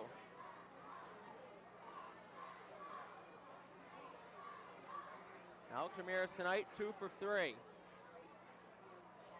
Bats from the right side. Infield looks to turn 2. The pitch. Swung on, ground ball to short. Moore Fields throws a second for 1. Relay to first is low. Scooped by Taylor, but also not in time. So they do just get 1. Ball wasn't hit hard. So Rudick gets cut off at second. Young does score. That makes it a 10-3 ball game. And Ramirez aboard on a 6-4 fielder's choice. But that's a little bit of a breath of air now in the lungs for Mitch Noonborn. He got an out. I mean, again, the run that scores from Wyatt Young, no big deal. It's a 10-3 game now. But Ramirez runs pretty well. As Jake said, it wasn't really hard hit ball to begin with. Not exactly your tailor-made double play with a guy who has decent wheels. But you give up the run to get the out.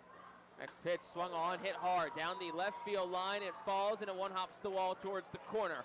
Wilson gets to it quickly. That means that Ramirez has to stop at third. Into second goes Parada, and it's a one-out double for him.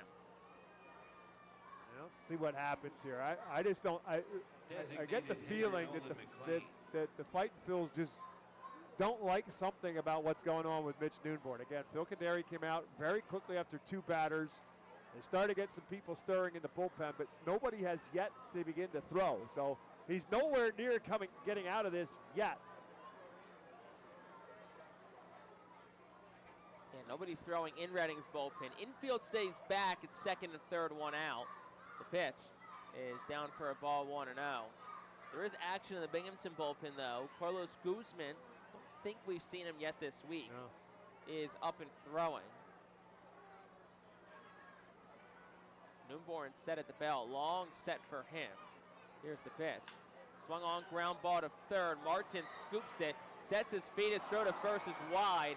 Nice job by Carson Taylor, though, to keep it in front of him. Comes off the bag. So Ramirez scores.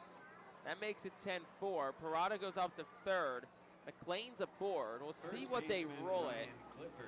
See what they call it, but to me that should be an error because if it's a good throw, he's out. And he fielded it cleanly.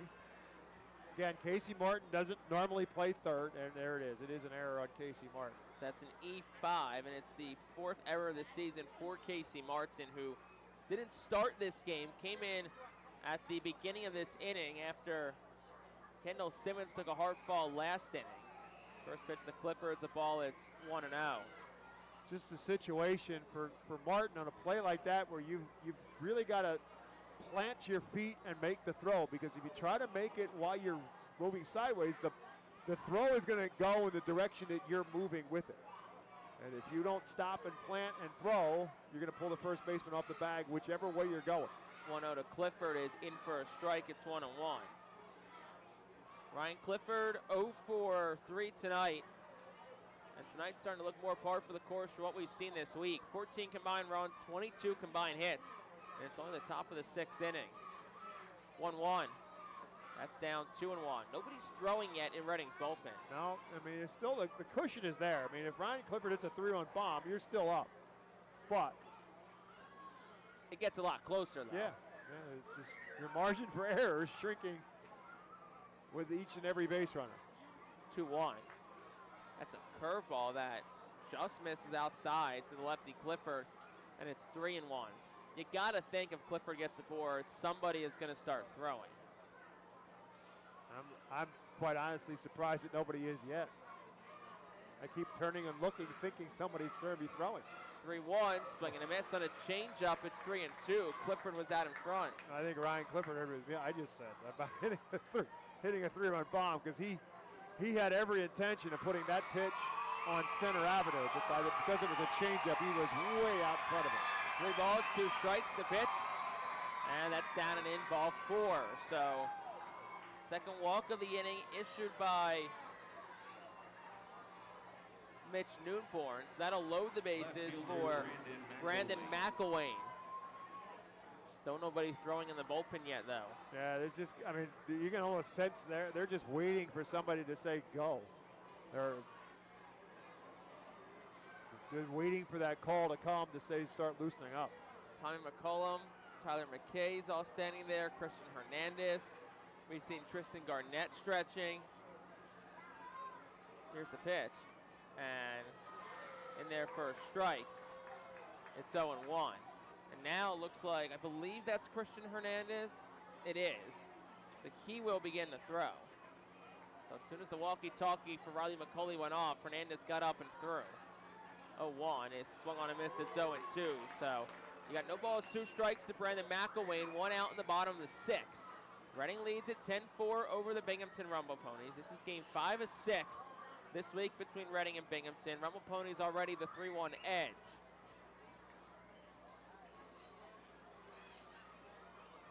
0-2. Swung on, lifted in the air, well towards left. It'll slice foul. And with a changeup, that was just up in the zone. But McElwain was out in front of it. Crushed it, though, 397 feet, 105 off the bat. And that's what the issue has been for Noonborn. Not only just missing with his pitches, but when he is throwing the ball over the plate, his pitches have been up, and that's where Binghamton's been able to do some damage in this inning. So it's 0-2 again. Noonborn comes set at the belt. Here's the pitch. That's up and in for a ball, 1-2. It was a fastball at 90. McElwain 0 for 3 tonight. Fly out, fielder's choice, and a strikeout.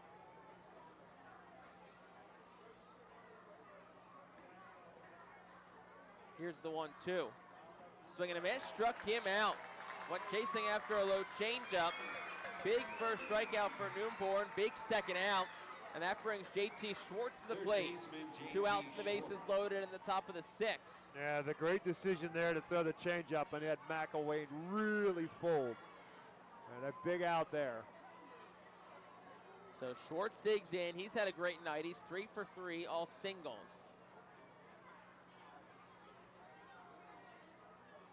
Here's the pitch, and that is up for a ball. It's 1-0. As I said, he's just missing everything up. Even if whether it's a ball or a strike, every pitch is up. 1 ball, no strikes to JT Schwartz, the pitch. That's dropped in with a curveball for a strike. It's 1-1. I think JT Schwartz was seeing one because that was right there. Probably thinking he was going to get a fastball 1-0. And it froze him. Yep. Noonborn pitching backwards. And it's 1 ball, 1 strike, 2 outs. Here's the pitch. Swung on, and it's fouled straight back, 2-1.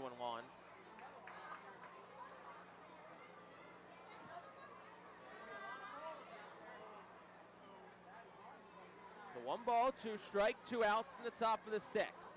Reading on top, 10-4. Bases loaded for Binghamton. JT Schwartz at the plate. Noonborn set of the belt. Checks back at the runner at third. Here's the 1-2. Swung on, line drive, center field, falling fast. Inslee sang. It'll drop in front of him for a base hit.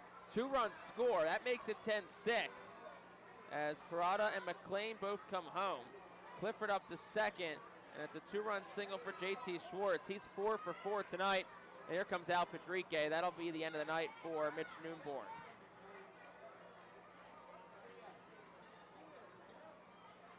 So Noonborn's night is done. The Rumble Ponies are trying to rumble their way back into this one. It's a 10-6 game in the 6th. Step into your future. This is Alvernia University Golden Wolves call to the bullpen. Back after this on the Phillies Radio Network.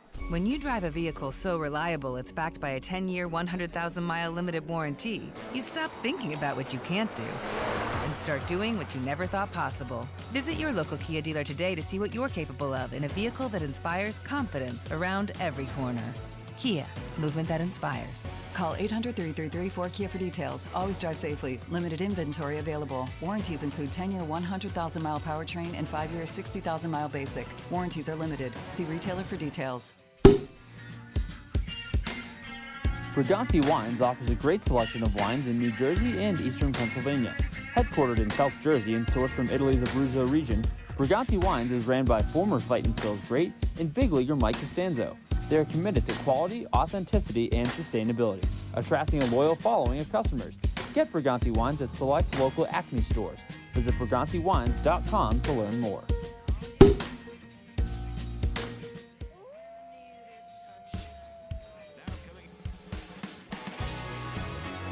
in the top half of the 6th inning, it's a 10-6 lead for the Fightin Phils. And in from the Alvernia University Golden Wolves bullpen, it is Christian Hernandez. Hernandez making his 5th appearance of the season. No wins, no losses at this point. 3.18 earned run average, 5 2/3 innings pitch. And up just 5 hits, 3 runs, 2 of them earned, 7 strikeouts, and only 1 walk surrendered. So Hernandez is in. He'll face Jeremiah Jackson. 2 on, 2 outs in the 6th. Hernandez, a 23-year-old from Cumana, Venezuela. First pitch is over for a strike, 0-1. The same hometown as tonight's Binghamton starter in Yoander Suarez. So both are from the same hometown. Suarez about 7 months older than Christian Hernandez. So you've got to think they played baseball together at some point growing up. Have to ask Christian that at some point. A 1, swing and a miss, it's 0-2. So Christian Hernandez is pumped to by Jackson. 0-2, 2 outs, top of the 6th, 10-6 lead for the Fightin Phils. Rumble Ponies threatening though. They've scored 4 in the inning, and they have men on first and second. Hernandez comes set at the letters, shifts to the belt. The pitch, that's upstairs for a ball, 1-2.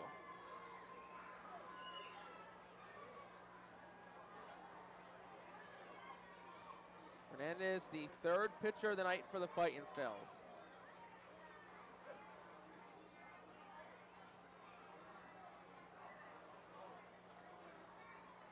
One, 2. Swung on, ground ball, tapped to short. Moore charges, fields it, flips the second the short way. It's in time. So it's a 6-4 fielder's choice. And that retires the side here in the 6th. Binghamton gets 4 runs. They do it on 4 hits. There was 1 error and 2 are left on base. We will head to the bottom of the 7th. Bottom of the 6th, excuse me. Fightin Phils on top. It's 10-6 now.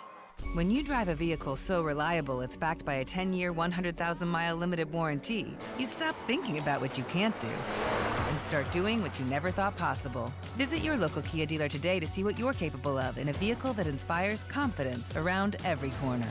Kia, movement that inspires. Call 800-333-4KIA for details. Always drive safely. Limited inventory available. Warranties include 10-year 100,000-mile powertrain and 5-year 60,000-mile basic. Warranties are limited. See retailer for details.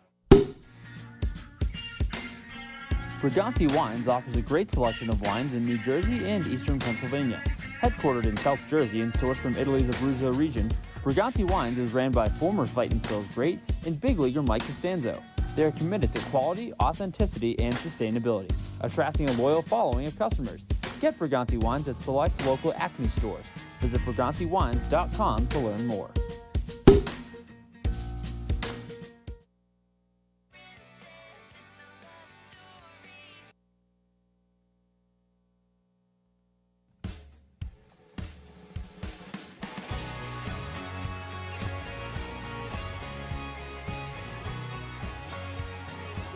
We go to the bottom half of the 6th inning. And there's a new pitcher in for the Binghamton Rumble Ponies. It is Carlos Guzman as he comes into a 10-6 game.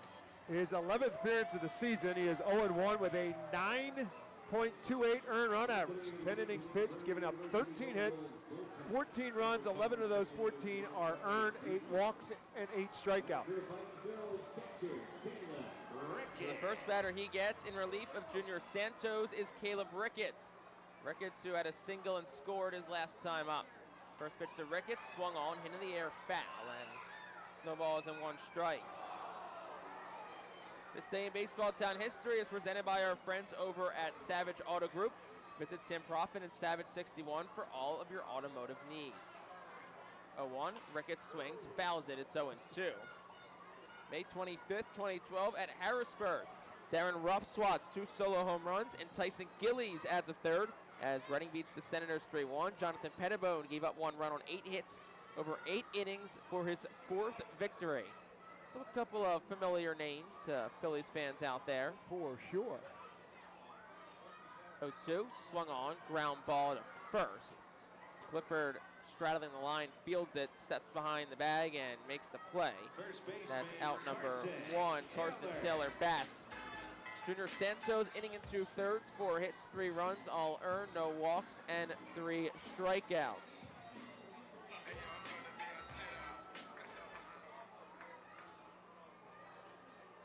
So Taylor digs in from the left-handed batter's box. He's had a good day. Couple of hits, runs scored, and an RBI. Average up to 321.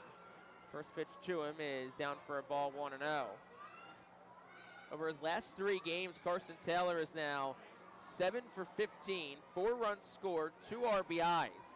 Prior to that, he was 1 for his last 15. The 1-0 Taylor takes, it's 2-0.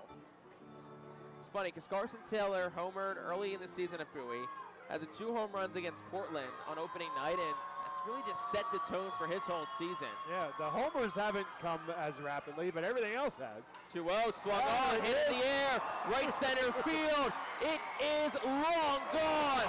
Off the Stratic system sign in right center field, and it's a long home run for Carson Taylor.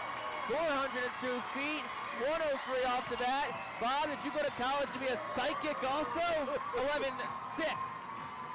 Speak it into existence. But you just felt that. I mean, he had that huge night with the 2 home runs, and he's done everything else but in the interim. He has kept the average up.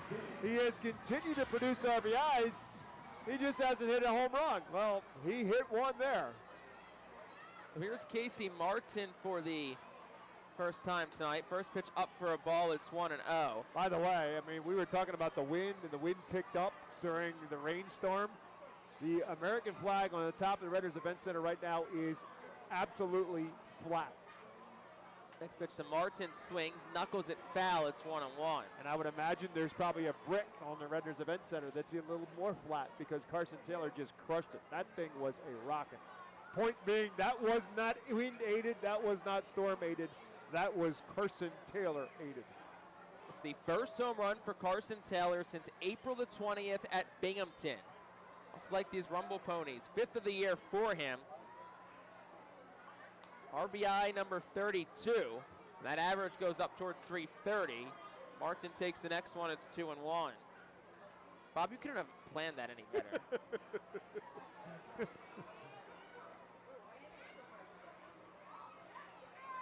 2 balls, 1 strike. The rain has begun again. 2-1. Martin takes first strike. It's 2-2.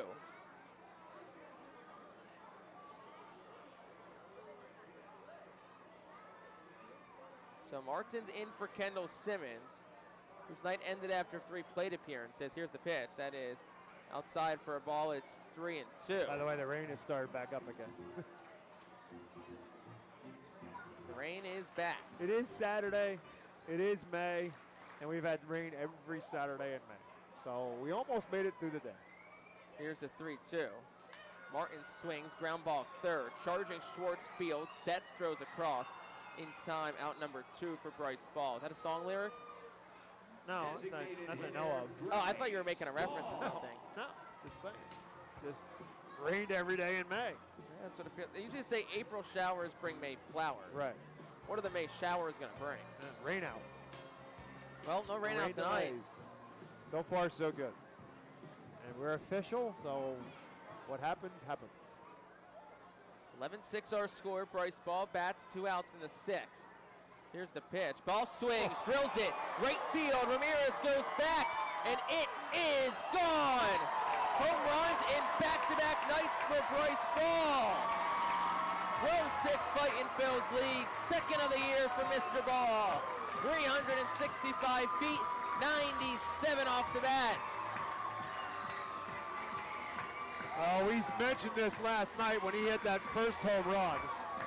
That you just felt like it had to come sooner or later. He's too big, he's too strong not to be able to drive the ball out of the ballpark here, and he hit a rocket last night, and that one was a towering home run.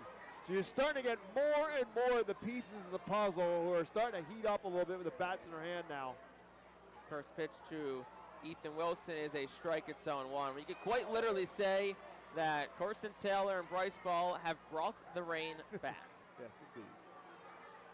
No ball is 1 strike to Wilson. Here's the pitch. That's down for a ball. It's 1-1. I mean, they've got such thumpers in this lineup. If they can all kind of get it all together, they can hit with anybody. Including a guy in the on-deck circle who has one tonight, Baron Radcliffe. And obviously Carlos De La Cruz. Here's the 1-1. Wilson swings and either hit it off of him or the ball just hit him directly, but it's 1-2. He's in some pain as he's hunched over in the right-handed batter's box, the lefty Sure, where is. it got him obviously either the leg or the foot, but he is hobbled. He's still, now he's going to call time just to try to buy himself a little bit of time. But Ethan's one of the few guys who do not wear some kind of a support over their foot or ankle. Wilson, a former high school football player, and has the toughness of one. 1-2. Wilson takes down. It's 2-2. So 2 home runs in the inning for Reading. That ties the season high for home runs in an inning. 5 home runs tonight for the Fightin Phils. That's a new season high. It's really been a showcase of power in this 12-6 lead over Binghamton. Next pitch, swung on, lifted in the air well, out towards left. It'll stay in the park. McElwain makes the catch, and that'll retire the side here in the 6th. In the inning for Reading, they get 2 runs. They did it on 2 hits, both home runs, no errors, and nobody left on base. We will go to the 7th. Fightin Phils lead it 12-6. Fans, nothing beats a great day at Golden Oaks Golf Club. Located just minutes from Reading, Golden Oaks is a beautiful, award-winning golf course open to the public with perfect greens, lush fairways, and a course playing for 5 sets of tees. Bogey's Pub is open to the public with the area's best full-course menu, featuring indoor and outdoor seating and TVs to watch your favorite sports teams. Let the Golden Oaks Golf Club team cater to your need. Lunch, dinner, golf outings, parties, company events, and fundraisers. Visit our website at GoldenOaksGolfClub.com and follow Golden Oaks Golf Club and Bogey's Pub on Facebook. Golden Oaks Golf Club, where great memories are made. The Fightin Phils thank White Star Travel and Tours for presenting the 2024 Fightin Phils Fan Road Trip. This year's trip runs from July 26th to 29th and features stops to see the Fightin Phils in New Hampshire, along with the chance to meet a player and coach. The trip also heads to the Baseball Hall of Fame in Cooperstown, a Red Sox-Yankees game at Fenway Park, and finally Citizens Bank Park to see the Phillies take on the New York Yankees.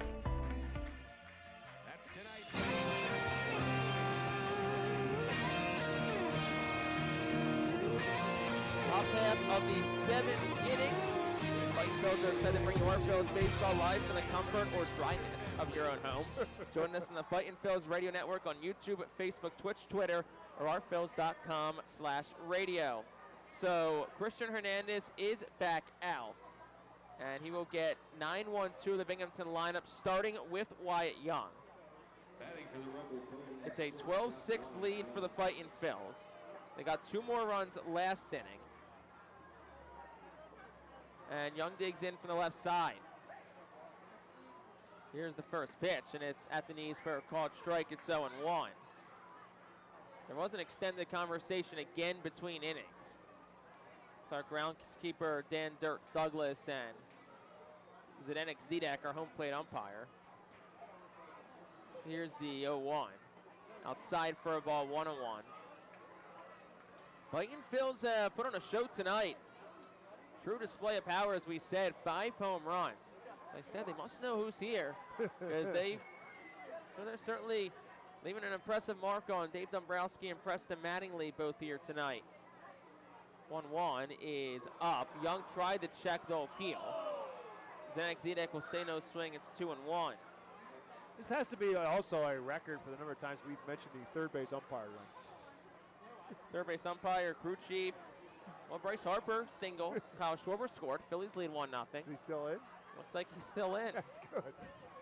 Here's the 2-1. Outside for a ball, 3-1. Well, the third base umpire tonight in Colorado would be 120. That's true. Because if the home plate umpire is 120 who threw him out last night, That's the way right. umpires rotate, home goes the third. His name, by the way, is Brian Walsh. Just so you know. 120. 120. That's what we'll call him. It's good enough. Here's the 3-1. Swung on by Young. It's skied in the air, shallow right center.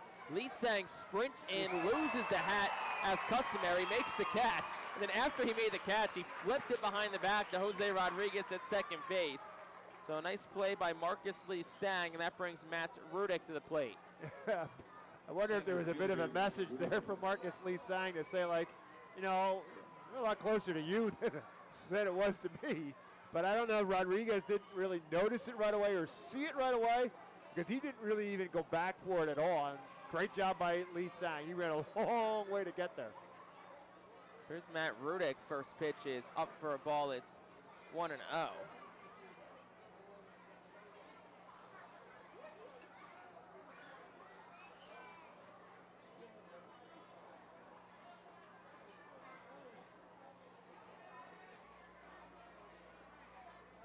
Long pause, the 1-0. And that's over for a called strike, 1-1.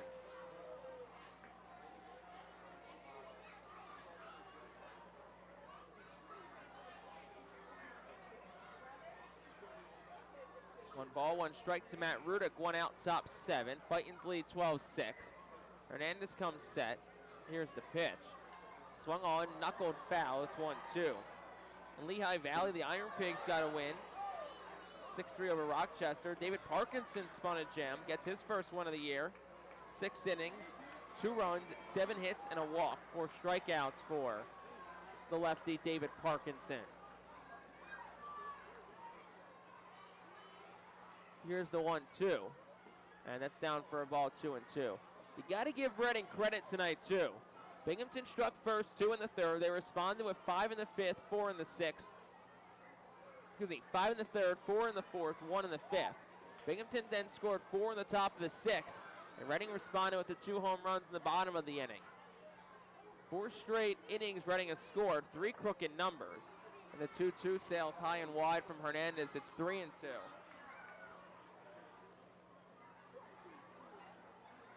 Fifth time Rudick's been to the plate tonight. He's 2 for 3 overall, a couple of singles, runs scored. He also walked back in the 6th. 3-2. Swung on, lifted straight back, foul, and it'll stay 3 balls and 2 strikes. Series finishes up tomorrow.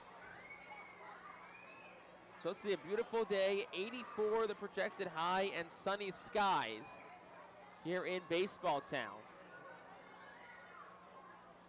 3 balls, 2 strikes, 1 out. Hernandez sets the belt, deals home. That's swung on, lifted in the air towards left. Not deep. Wilson charges in, dives, and it gets by him in a roll all the way into foul territory. Rudick gets the second. Big turn there, but that's where he'll stop. So that'll be a double for him, as Ethan Wilson unable to make the play on the dive. And it's a double for Rudick. Alex Ramirez, the batter, with one out.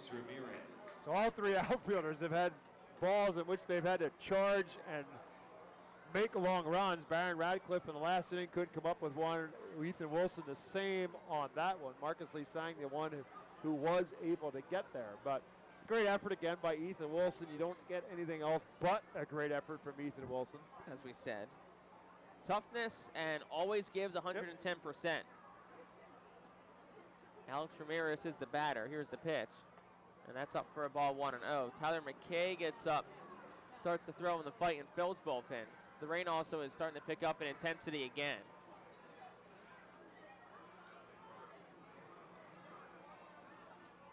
It's 1 ball and no strike to Alex Ramirez.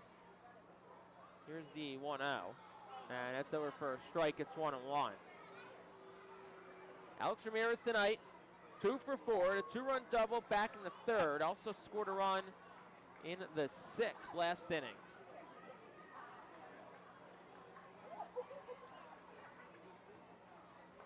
One, swing and a miss. It's 1 ball, 2 strikes.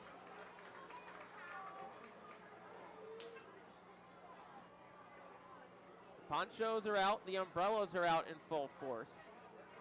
Binghamton's bullpen's also quiet, so we'll probably see Guzman again in the bottom of the 7th, should there be one. And the next pitch to Ramirez is swung on and fouled straight back. It stays 1-2. It's a good night for poncho sales at the team store. There's a lot of the same color ponchos. I wonder where they got them from. Exactly right. Good night for poncho sales. Good night for concession stand sales. And so far, good night for the Fightin Phils. Let's hope to keep it that way, Bob. 1 ball, 2 strikes, 1 out. The pitch. Swung on, lifted in the air towards the right field line. Baron Ratcliffe is over. It's not deep. The right fielder makes the catch. Rudick will tag from second to third and get there. The 2 outs in the inning on the fly ball to right for Kevin Parada. Catcher Kevin Parada. Just something with Binghamton, Bob, I'll tell you. 2 years in a row, just wacky stuff happens when the Rumble Ponies come to town.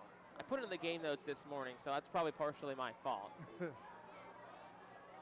So what has been crazier games, Binghamton or Hartford over the last year and change? I mean, in terms of weather, it's Binghamton. Yeah, okay. Hartford's just been like offensive explosions. Yeah, right. Parada swings in, fouls it back. It depends on your 0-1. definition of crazy. Because Binghamton, we had the suspended game last July on that Tuesday morning. We had a smoke out. Dealt with smoke that entire week. They played 3 straight extra inning games in that series in June, including both in a doubleheader last year as well. Here's the 0-1. That's down for a ball. It's 1-1. I forgot that they were here during the Canadian wildfires that caused a delay. You know why? It was because Mariano Duncan was the acting manager at that time, and not Brignac. And Mariano Duncan was not happy when they played the second night after the first one got canceled. 1-1. And for a strike 1 and 2. I didn't even know what AQI meant before that week. Now I can tell you exactly what it is. Air quality index. Yes. I'll occasionally check and be like, oh, it's 45 today. Well, that's pretty good. Or nowadays, all the pollen in the air. My car's covered in it. I'm sneezing nonstop. Ball and 2 strikes, 2 outs in the top of the 7th. The pitch, swing and a miss. Struck him out. And that will end the inning in the 7th. First strikeout tonight for Christian Hernandez. No runs, 1 hit, no errors. 1 man left on base. And we will go to the bottom of the 7th inning. It's stretch time here, and the tarp is coming onto the field. We'll be back after this with an update on the Our Phillies Radio Network. Nursing home neglect is a serious problem. If you or a loved one has suffered from bed sores obtained in a nursing home or a fall down in a nursing home resulting in a fracture, our friends at Swartz Pelleton can help. Call the attorneys at Swartz Pelleton for a free consultation. Their phone number is 1-800-JUSTICE. That's 1-800-587-8423. Once again, call 1-800-JUSTICE today. Schwartz-Culleton is a proud sponsor of the Reading Fightin' Phils. Welcome to Aspire Memory Support at the Highlands of Wyomissing, where every day is filled with purpose and connection. Our innovative approach featuring the Hearthstone Institute's renowned I'm Still Here program ensures that every resident living with Alzheimer's or dementia experiences a life worth living. With evidence-based techniques and personalized care, we focus on meaningful engagement to reduce common symptoms like agitation and anxiety. Join us in celebrating the person behind the memory loss with activities tailored to their unique interests and abilities. Discover the difference with Aspire Memory Support at the Highlands at Wyomissing. Call us today and embrace a renewed sense of purpose for your loved one.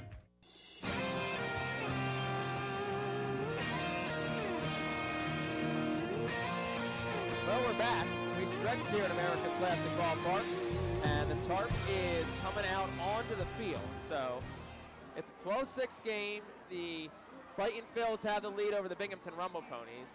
Al Padrique is currently having a looks like pretty passionate conversation with Zdenek Zedek. I don't know what about, but the ball game is official on this bottom of the 7th. Reading leads 12-6, so if they decide to call it, Reading will get the win.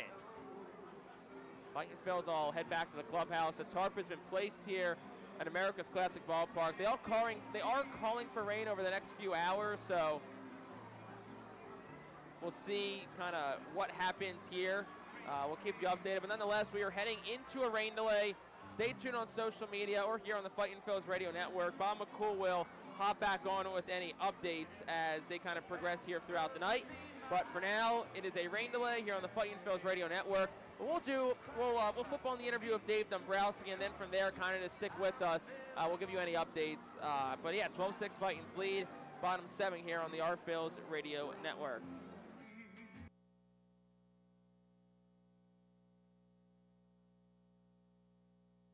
Good evening, everyone, and welcome to FirstEnergy Stadium. The Reading Fightin' Phils pregame show as the Phils getting ready to take on the Binghamton Rumble Ponies Game 5 of the 6-game series. Phils need a couple wins. Binghamton's got a 3-1 advantage in the series. Alongside Jake Starr, my name is Bob McCool. You may recognize the guy between the two of us is Dave Dombrowski, who's the president and general manager of the Philadelphia Phillies. And Dave, let's start with the ultimate piece of the puzzle that's now at FirstEnergy Stadium, the Redders Event Center, the entire complex. Join us as we celebrate Reading Spanish and Latino now that culture you've kind during of seen 12 this finished product, what's your reaction the to Savage what Auto you've Group seen? Fiesta Well, Funds it's are almost presented hard to by put in Container words. Law Offices, Spectacular is the way Brewing I would Company, say it. I don't Carl's think Cards I've seen and a nicer Collectibles, facility Humane anywhere. Pennsylvania, I had a Star chance to City take a great Boxing, tour and today the and American around. Diner. Fiesta Friday features special Los Luchadores Day Reading uniforms, Hispanic and Latino food and music, and other cultural elements throughout the ballpark. So Tickets now I'm by just calling concerned that some of our guys might ask to be shifted online here at rather than in arphils.com or at the Philadelphia. It's really Customers nice. Bank ticket office. And you've been to Reading now a few times in your tenure with the Phillies. When you make these trips to minor league stadiums, anything specifically that you're really looking for when you come out to these games? Well, I like to, first of all, to say hello to people because I don't get a chance to come out very often. But get a chance really just to watch the players play, have a chance to see them play myself. We get game reports every single day, so we always have that type of information and watch them even on television all the time. But it's really nice to get a first-hand feel of them, get a chance to say hello to the players and, of course, the staff members, and get a chance to really just be here and be present and see the whole operation. You are out early and you're watching these guys taking batting practice. How much do you take out of batting practice versus how much you see in game situations and what all you analyze? Well, really much more in the game aspect. I mean, if there's something that stands out positively or negatively from a batting practice, you'll take it in. But I think it's really more from an observation perspective, just to see the guys get familiar, look at their swings. But you're really, sometimes I've seen some great hitters in batting practice, but they don't carry it over to 7 o'clock. So Jim Leland always used to tell me, he says, we've got some great 5 o'clock hitters who just even hit better at 7. So you pay attention to it, but it's really much more important how they perform in the game. Now, let's talk about the big club a little bit. Phillies enjoying one of their best starts really ever. And for you kind of having a first-hand look at the group, what's been the key to the early season success after a couple of years where maybe the starts haven't been up to par? Well, I give the guys a lot of credit. We have played very well, but a lot of emphasis was placed on trying to get off on a much quicker start. So Rob Thompson and the staff emphasized that all winter long. We had some conference calls and Zoom calls in that regard and talked about it all spring. But the players, you have to tip your cap to them because they're the ones performing. And I think it really comes down to we do have a good club. Our starting pitching's been outstanding. Everybody that we throw out there on an everyday basis gives us a chance to win. And we scored more runs than every other club. Sometimes you're in a position where you're thinking, well, it didn't seem like we're scoring quite enough or a lot, but then all of a sudden the offense is sort of down in the game at the big league level in general. So we're leading the league in runs scored and one of the best pitching teams. So when you put that together, you're in a position where you can have a really good start. Putting it together is what you are all about and what you're doing with this entire organization. And everybody wants to talk about the Harpers and the Schwarbers and the Castellanos. But then if you look at the team and how it's performing right now, you can't forget about the Bryson Stotts and the Alec Bohms and Ranger Suarez, who's been spectacular. Those are the keys to the puzzle that have come through the farm system and are now getting their chance at the big leagues. No doubt. And I think really we have star players, but the Phillies have had star players for years. Now we added Turner, for example. But when you talk about a Harper, you talk about a Schwarber, you talk about JT Realmuto, and the list can go on, the Wheelers, the Nolas. Really part of the key has been that some of those younger players from the system have come up, but also the younger players, a guy like Marsh that we acquired. But all of a sudden, when you start looking at one of the reasons we're so good is because right now it's because Bohm, Stott, Marsh, Suarez, Sanchez, addition Kirkering comes up, Rojas comes up.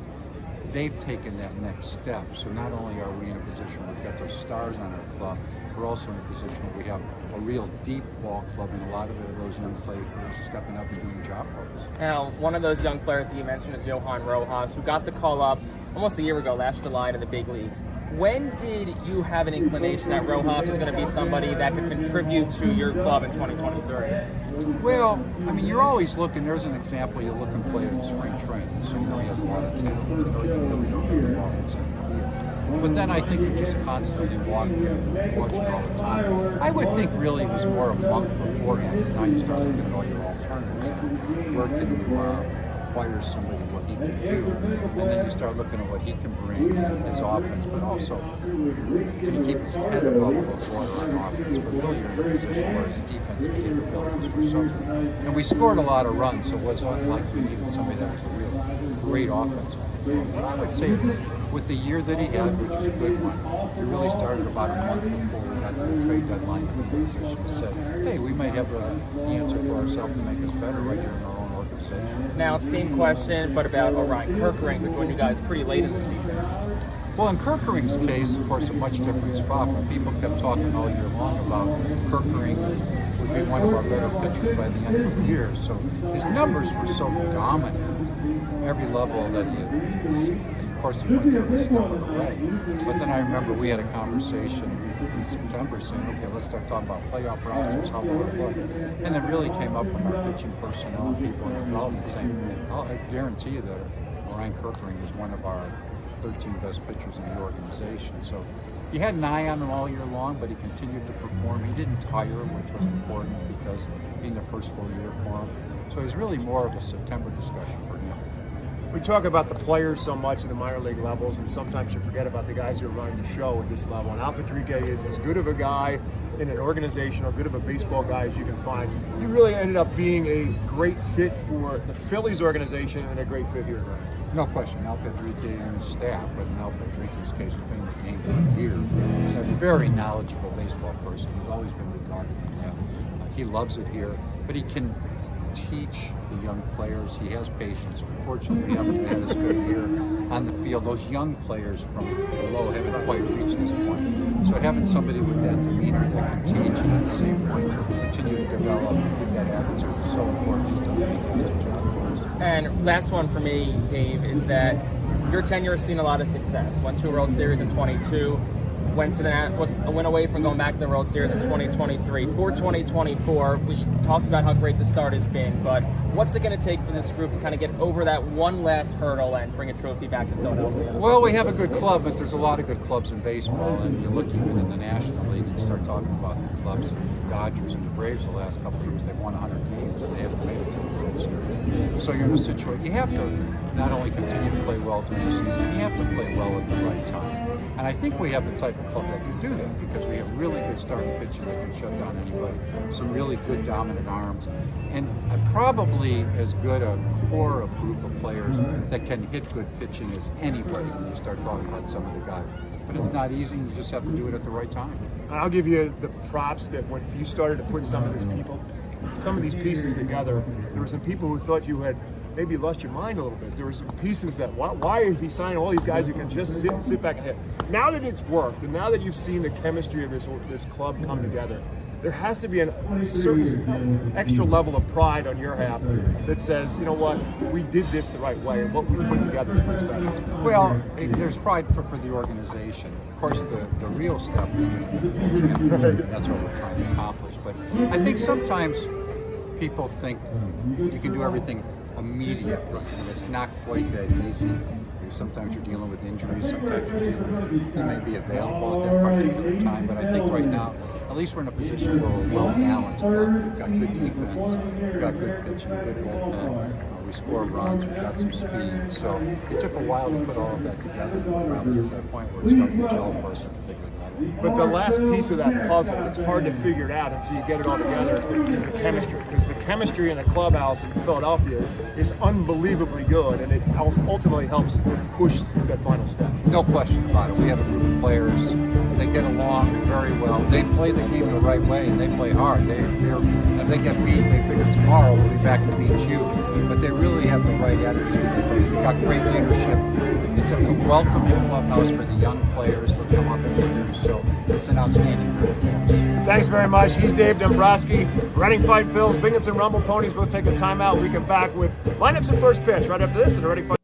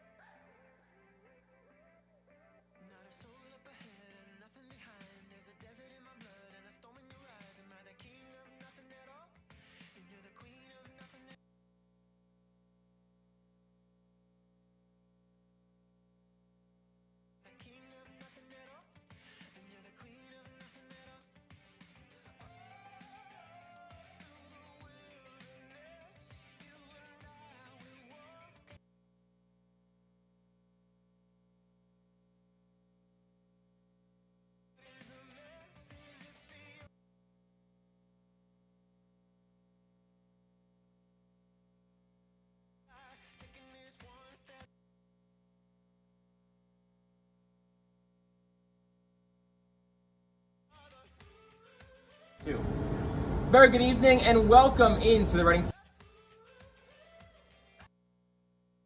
Good evening, everyone, and welcome to FirstEnergy Stadium. The Reading Fight Phil's pregame show as the Phils get ready to take on the Binghamton Rumble Ponies Game 5 of the 6-game series. Phils need a couple wins. Binghamton's got a 3-1 advantage in the series. Alongside Jake Starr, my name is Bob McCool. You may recognize the guy between the two of us is Dave Dombrowski, who's the president and general manager of the Philadelphia Phillies. And Dave, let's start with the ultimate piece of the puzzle that's now at FirstEnergy Stadium. The Veterans Event Center, the entire complex. As we celebrate Reading Spanish Latino Now that you've kind of seen this finished product, what's your reaction? It's almost hard to put in words. Spectacular. And I don't think I've seen myself. Pennsylvania, stars in boxing and the American Diner. As the Friday features special Los Luchadores Day Ready. Two guys who had big series music and other cultural elements throughout the day. I'm just concerned about some of the guys that I have. You didn't get to work with them last year. We obviously know really nice.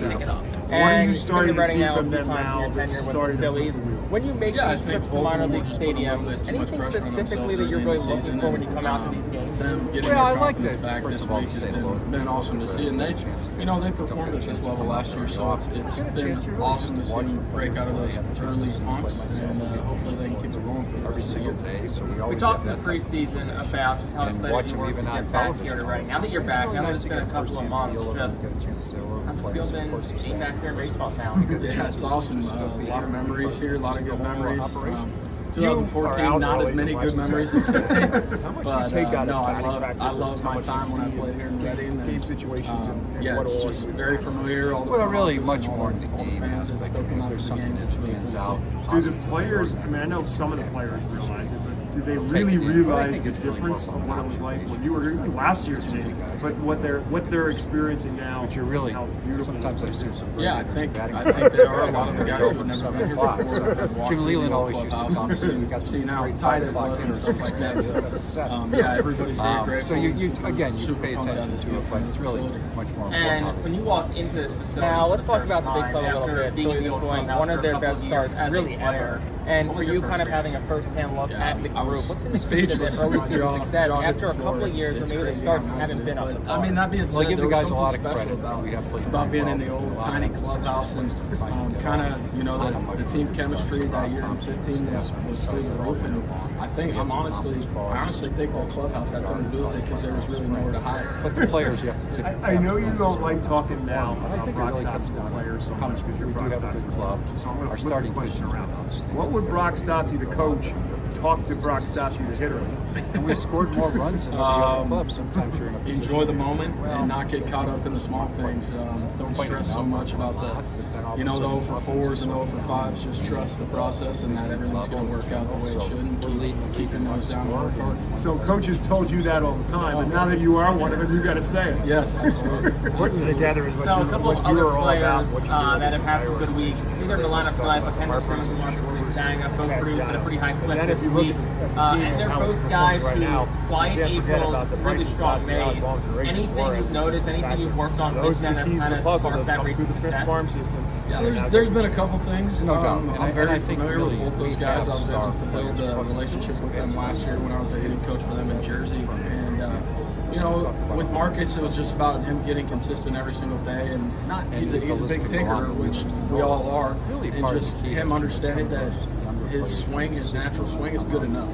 But also, he's been awesome. The work that he's been putting in the cage with his routine and everything, super consistent. It's been really fun to see that translate over the field. And then Simmons is just about got off to the slow start and then getting him rolling again and just getting his feet wet here in AA for the first time. And I think that was just a little learning curve that he had to jump over that first month. But he's starting to know the speed of the game and the arms that he's facing. One of those young players that you mentioned is Johan Rojas. Got the call up.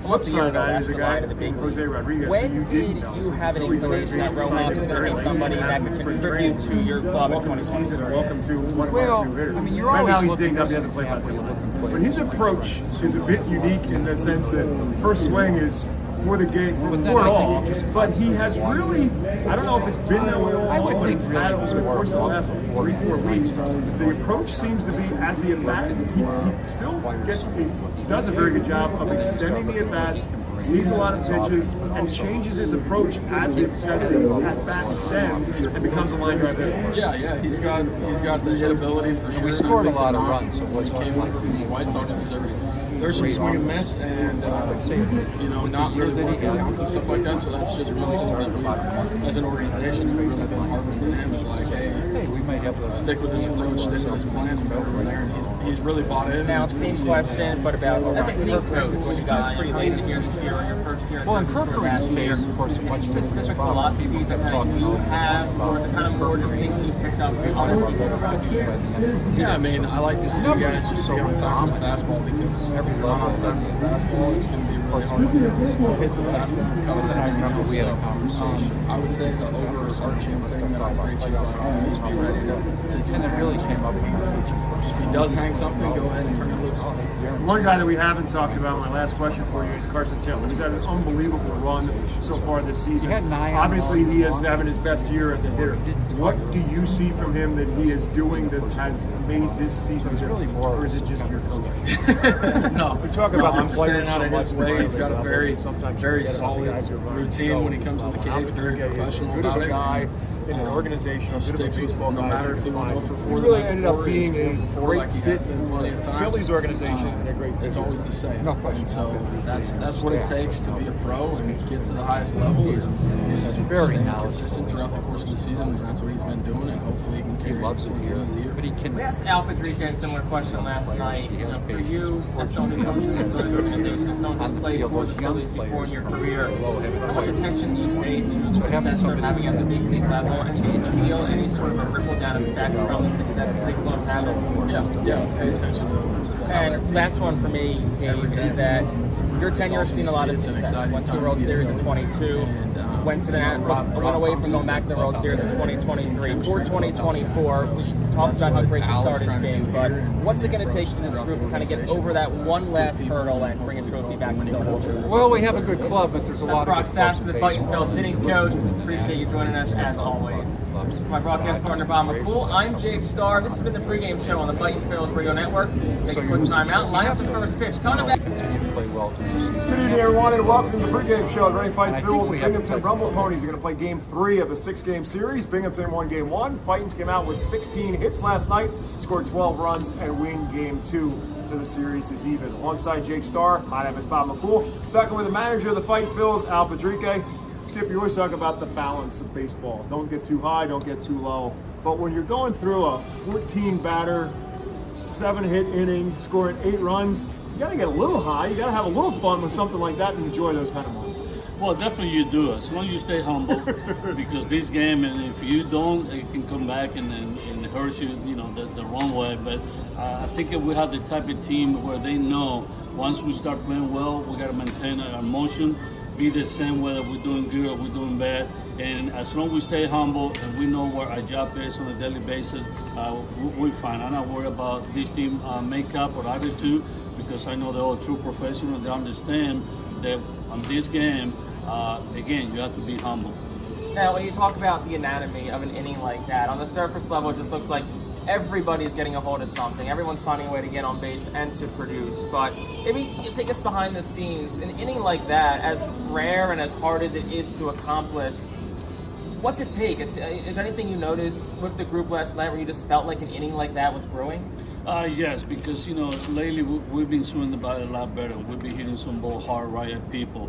So, as a matter of fact, the 1 or 2 guys get it going, it is contagious. The rest will follow. And I think that's what happened last night. Once we got a couple guys on bases, and we got big hits, and I think the momentum, carry on that one inning. And I can tell that sooner or later that was going to happen, because even though we had tough road trip in Richmond last week, you can feel in the dugout the guys were anxious, to get it going, to start winning some games. And finally, last night we got a chance that guys got a good hitting count, and we took advantage. We're going to talk about some of the individual pieces. And the guy that ends up having the hit that puts you ahead was Caleb Ricketts. As this season has progressed, it's been pretty obvious to see that he's starting to settle into hitting at this level. You had him kind of down a little bit in the lineup until he got acclimated. Now you have him in the 3-hole. Obviously, you've gotten very comfortable with where he's at. Yes, we were trying to hit him in the bottom of the lineup for a little bit, just to give it some room to, for mistake. Relax a little bit. Early in the season, he was trying too hard, trying to prove that he can play at this level. Obviously, last year he had a great year. He was in Clearwater. He went to Lakeshore, struggled a little bit, but toward the end he figured out and finished strong. And that's what we were hoping, that we can see the Ricketts that I heard about, the whole spring training, that he can hit, very smart hitter. And we started seeing that the last couple weeks, where he started feeling comfortable and realizing, I belong here. I know I can hit in this league, and so far he's done a good job. Using Ricketts as an example, and to build off what you said, that jump from high A to double A, I know a lot of people have described it as one of the hardest jumps you can make outside of going from AAA to the big leagues. Outside of Ricketts, we've seen a couple of other guys. Marcus Lee Sang, I think, is one that comes to mind, for example, that as time has gone on since they've made the jump to AA, they have started to look more comfortable and get more accustomed. What's it take to kind of make that jump, and what makes going from high A to AA quote unquote one of the hardest jumps you can make as a pro? Well, we all know it's a tough league. For the most part, around the league, you're going to be facing guys that throw 95 up to 98.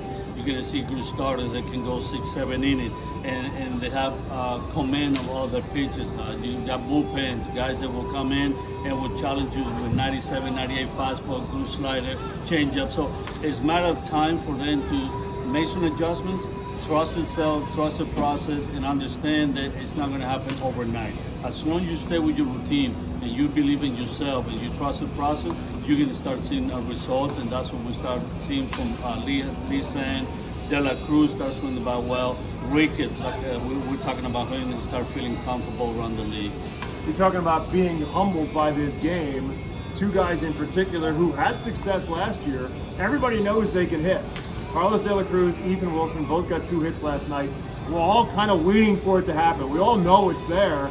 They have to believe it's there. I know you believe it's there. It's just really trying to make them understand the hits will come. Just keep doing what you're doing. Yes, that's why we keep talking about trust the process. I mean, once you repeat a lead, obviously everybody's going to have information about you. You had a great year. People want to find out why you had a good year. They're going to try to find the weakness. So as a hitter, a young hitter, that's what you have to realize what the other teams are trying to do. Once they faced you last year, they got enough information on you. Yes, they're going to make adjustments. So that's what you have to do. Make the adjustment on a daily basis. Be patient. And I'm glad that De La Cruz had a good game last night. Wilson also had a couple of doubles, RBI. So that's what it takes. Make the adjustment. Every at bat, every pitch count. And if they do that, they're going to be in a good position.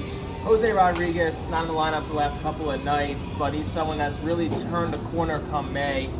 His numbers have just statistically been really good in May compared to April. But the one that really stands out to me has been the strikeouts, or I guess lack thereof. He struck out 4 times. I believe it's 57 plate appearances in May. What with Jose, has he changed or adjusted that's led to this May success? Well, Jose, this is a player that has a lot of tools. I mean, this guy can hit for power, he can hit for average, he can still base it. Defensively, he's playing so much better at second base. We start giving him some games as short to find out if he can handle both. But the fact that he has a good idea when he goes to the plate, and I'm impressed that he sticks with the plate no matter what. He trusts himself. He let the pitches, work. Sometimes he takes them to deep counts. Just the fact that this kid had a good eyes and hand coordination, it is unbelievable. You got Matt Osterberg going tonight. He was your opening day starter, the guy that you kind of felt the most comfortable with in terms of what you had. He's had some great outings. He's had some rough outings. Where do you feel like he is, and is he kind of figuring out what's been the highs and what's been the lows? I think he's in good position. I mean, I know the good games that he had kept us in games. The tough luck that we haven't hit enough, we haven't scored enough run to give him some room for mistakes. The last 2 items, we feel like he's run the ball so much better, working hand the count, using his changeup on fastball counts. Once he does that, he's going to be in good shape. He needs to keep the ball down and use both sides of the plate. East, west, change speed, like he's done in the last 2 outings. And the fact that we know when he's on the mound, we feel about getting a good chance to compete and win games. And look back at the pitching from last night. Colby Aller, maybe didn't go as according to plan, but you bring in Mitch Newborn. We think did a really good job over the couple of innings he pitched. And Noah Skiro comes in, was really good for the first 4, kind of faltered a little bit late. Maybe the long layoff between innings probably played a role in that. But still, Skiro had back-to-back really good starts, and 99% of his outing last night was really good. That has to be nice to see from Skiro lately. Well, definitely. This is another guy that when he's on the mound, he loves to compete, he loves to pitch. And again, it's a feeling that we get when we have those guys on the mound, we have a chance to win games. And that's what he did last night when Aller started the game, gave up 3 runs in the first inning. The second inning, he went out, threw the ball a lot better, working in the count, kept us in the game. And Newborn, he's been great coming in on running some bases. He always minimized the problem. And Skiro last night, yes, I think the long inning we had offensively affected him a little bit, but still his fastball was at 93, 94, up to 95, and he threw a lot of fastball for strikes. The location, maybe they were up in the zone a little bit, but the velocity was there. He had enough pitches to work with, and it's too bad that, I think he got tired a little bit. Last night was a little warmer and humid, and I think those the 2 factors kind of affect him a little bit. Just want to talk. You're a guy who loves the fundamentals of this game, and you can win by fundamentals, you can lose by fundamentals. I'm going back to Tuesday's game where there were some mistakes made late in the game and it ended up costing you some runs, end up costing you the ball game when it's over with. When that stuff happens, is it a moment for you to kind of say, like, see, this is what we can't do, or do you just kind of let it go that they know they've made that mistake? No, I don't like to let things go. I address it right away. I just asked the questions. Yeah, I don't like to let it go because you have to. That's what the good coaches got to do. Attack the problem right away. And the one thing I like to do is use the classroom. I call the classroom section where I show the video when we screwed up the rundown. We analyze it, we talk about it, ask them questions, what we did wrong, what we did right, and the same thing with the ball that was bobbled by Wilson in left field. He took his eyes off. So when you show them on video, it seems like it works a lot better. They bring them out early the next day and go through the fundamentals. So I think if you address the problem right away, when it's fresh, it's the easiest way for them to realize, oh, wait a minute, this is what we're doing. And I'm a big guy, big coach, that you lose a lot of games in the first 5 innings. And anytime you give the team extra outs, that's when you're going to be in trouble most of the time. That's what we did in the Tuesday game. We gave them extra outs, extra chances. They took advantage, and it's why we didn't play. Although, we still close to win the game. We tied the game, okay? We didn't play well, and we still had a chance, but and that's what I told them. When you don't play right and you don't execute the small part of the game, you should not win the game. Last one for me. I don't know how much you or your coaching staff pays attention to what's going on at the big league level, but obviously the Phillies right now are the best team in Major League Baseball. Down at the minor league level, does that have an effect on the way you guys are coaching a team, or do you guys have to be aware of certain things, like the trade deadline approach or anything like that, or is it really kind of not related at all? Not at all. I mean, we don't worry about it. Just the fact that if the big club is winning, everybody's going to be happy. So right now, the whole organization is happy. We all can wait to get to the field the next day. We know the Major League club is playing well. It's in first place. Got the best record right now. Obviously, our job is to get these kids ready as soon as we can in case something happens in AAA or in the big league. We got kids that will be ready to go up and help them win games. So that's the one thing we tell the players. I mean, you can watch a game, enjoy it, but don't get caught up, what the Major League team is doing or they're not doing. Our job down here, this is our big league. You still have 6 or 7 more.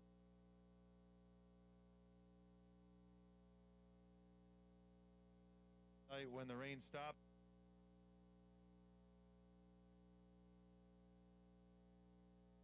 Don't know when that is. Welcome back to the Reading Fight Phil's Radio Network. Bob McCool with you, and we were in a rain delay, and the umpires and the front office here in Baseball Town have met and ultimately decided that rain is continuing to pour, and this game is now officially ended, and the Reading Fight Phils will pick up the win as a result. So just to run you through some numbers in this one and how this thing ultimately unfolded. It was in the 3rd inning when the Binghamton Rumble Ponies struck first after a walk to Wyatt Young and a single from Matt Rudick. Alex Ramirez doubled off of Robinson Pena. That top half of the 3rd inning was just when the first batch of rain clouds broke, and Alex Ramirez put the Rumble Ponies on top 2-0 with his 2-run double, his 8th double of the season, and his 19th and 20th RBI of the season. Binghamton with a 2-0 lead. Pena was able to work out of any further damage with a couple of strikeouts and a ground out. It was 2-0 Binghamton as Reading came to the plate in the bottom half of the 3rd inning, and that's where the fun began. It started with a Baron Radcliffe harmless strikeout, but then Robert Moore went the other way, switch hitter batting left-handed against starting pitcher for the Rumble Ponies, Yoander Suarez, and Robert Moore took him out the other way for his first home run of the season, his 11th RBI of the year. The Phils cut the deficit in half. It was a 2-1 game in favor of the Rumble Ponies, but Marcus Lee Sang, the top of the order, started right back up again. A single for Sang, and then a single for Jose Rodriguez, put 2 runners on base. Caleb Ricketts then flew out to center field, and then up comes Carson Taylor, among the leaders in RBIs throughout the season, and Carson Taylor does it again with a base hit. That plates Marcus Lee Sang, and we were tied at 2-2, the 32nd RBI of the season for Carson Taylor, but the Fightin' Phils were far from done. Kendall Simmons then hit a towering drive down the third base line. The only question was whether or not it was fair or foul, and it was fair, a 3-run home run. And with that, the Fightin' Phils had broke things open a little bit in that ball game. The 3-run home run for Simmons, his 5th home run of the year, his 9th, 10th, and 11th RBI of the season. And after a 5-run inning, the Phils led it by a score of 5-2, but they were just getting warmed up as they continued in the 4th inning with another bat-around inning. It started with a Robert Moore walk with 1 out. Marcus Lee Sang then singled. It resulted in a pitching change. Jose Rodriguez then singled to load the bases. Caleb Ricketts came up with a 2-run single. That made it a 7-2 game. Kendall Simmons was then hit by a pitch 1 batter later.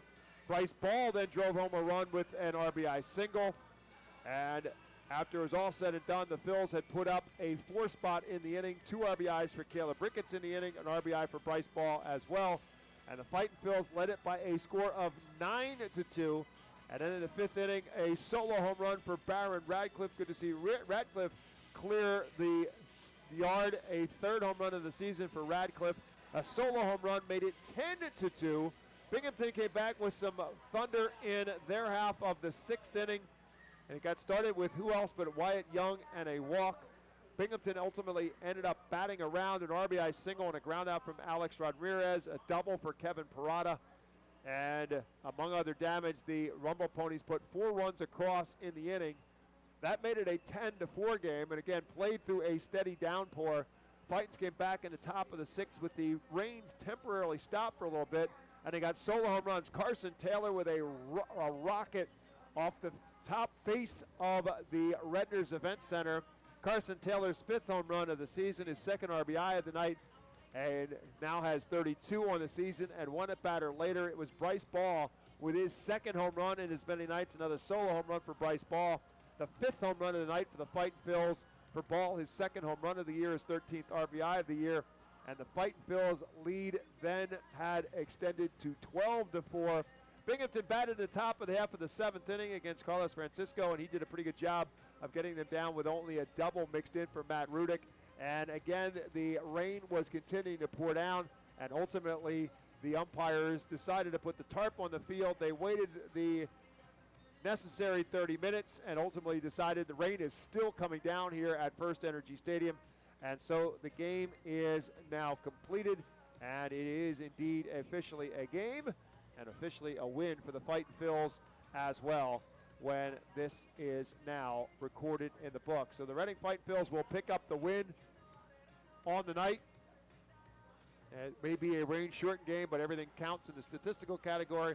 And more importantly for the Reading Fightin' Phils, it is a win. For Reading, 12 runs on 14 hits. They committed 1 error. For Binghamton, 6 runs on 12 hits. They committed 1 error as well. The win will go to Robinson Pena. He is now 5-2. Hernandez will get the save for the Fightin' Phils as well. He picks up his 1st save. And Yoander Suarez will take the loss for Binghamton. He is now 2-2. Binghamton falls to 22-19 on the season. Reading with the win goes to 19-24. So that sets up the season finale right back here at FirstEnergy Stadium. And it will be a 5:15 first pitch. Colby Aller, who started this series for the Phils on an injury rehab assignment after his time earlier this season at Lehigh Valley. Colby Aller will get the start against right-hander Cameron Foster for the Rumble Ponies. Again, 5:15 is first pitch here at FirstEnergy Stadium. Diamond Credit Union Plaza will open up at 4 o'clock, and the seating bowl will open up shortly thereafter at 4:15. The weather forecast for tomorrow, much better than it is right now, as it promises to be a sunny day with the temperatures in and around the high 70s and 80 degrees. Hopefully they can make it out for the series finale, the Reading Fightin' Phils and the Binghamton Rumble Ponies. Right now, Binghamton leads the series 3-2 with the Phils win tonight. Again, shortened to a 7-inning deal, but the Fightin' Phils come out with the W tonight as they take care of business and they take care of the Rumble Ponies at the same time. The final score one more time. The Reading Fightin' Phils 12, the Binghamton Rumble Ponies 6. Again, thanks to our guest tonight for our pregame show, President and General Manager of the Philadelphia Phillies, Dave Dombrowski, who was here tonight and watching baseball in Baseball Town, and he saw certainly some entertainment, and we got a chance to spend some time with him before the game tonight. That interview is available on all of the Reading Fightin' Phil's social media outlets. So if you get a chance to spend some time, Jake Starr and yours truly spending some time with the president and general manager of the Philadelphia Phillies, Dave Dombrowski, about his thoughts about the new Raiders Event Center and about the Philadelphia Phillies and how things are going in Philadelphia. Certainly a very interesting interview. It is up and posted on social media, on Facebook and Twitter, among others. So that will do it for our broadcast tonight. The Reading Phillies and the Binghamton Rumble Ponies. It goes the way of Reading by a final score of 12-6. We'll be right back at it with more baseball here. We'll have our pregame show beginning at 5 o'clock. Now on the Reading Fightin' Phil's radio network. For my broadcast partner, Jake Starr, my name is Bob McCool. As always, thanks for listening to Reading Fightin' Phil's baseball. Hope you'll do the same tomorrow. Better yet, love to see you here at the ballpark. Have a great night, everyone, and as always, thank you for listening.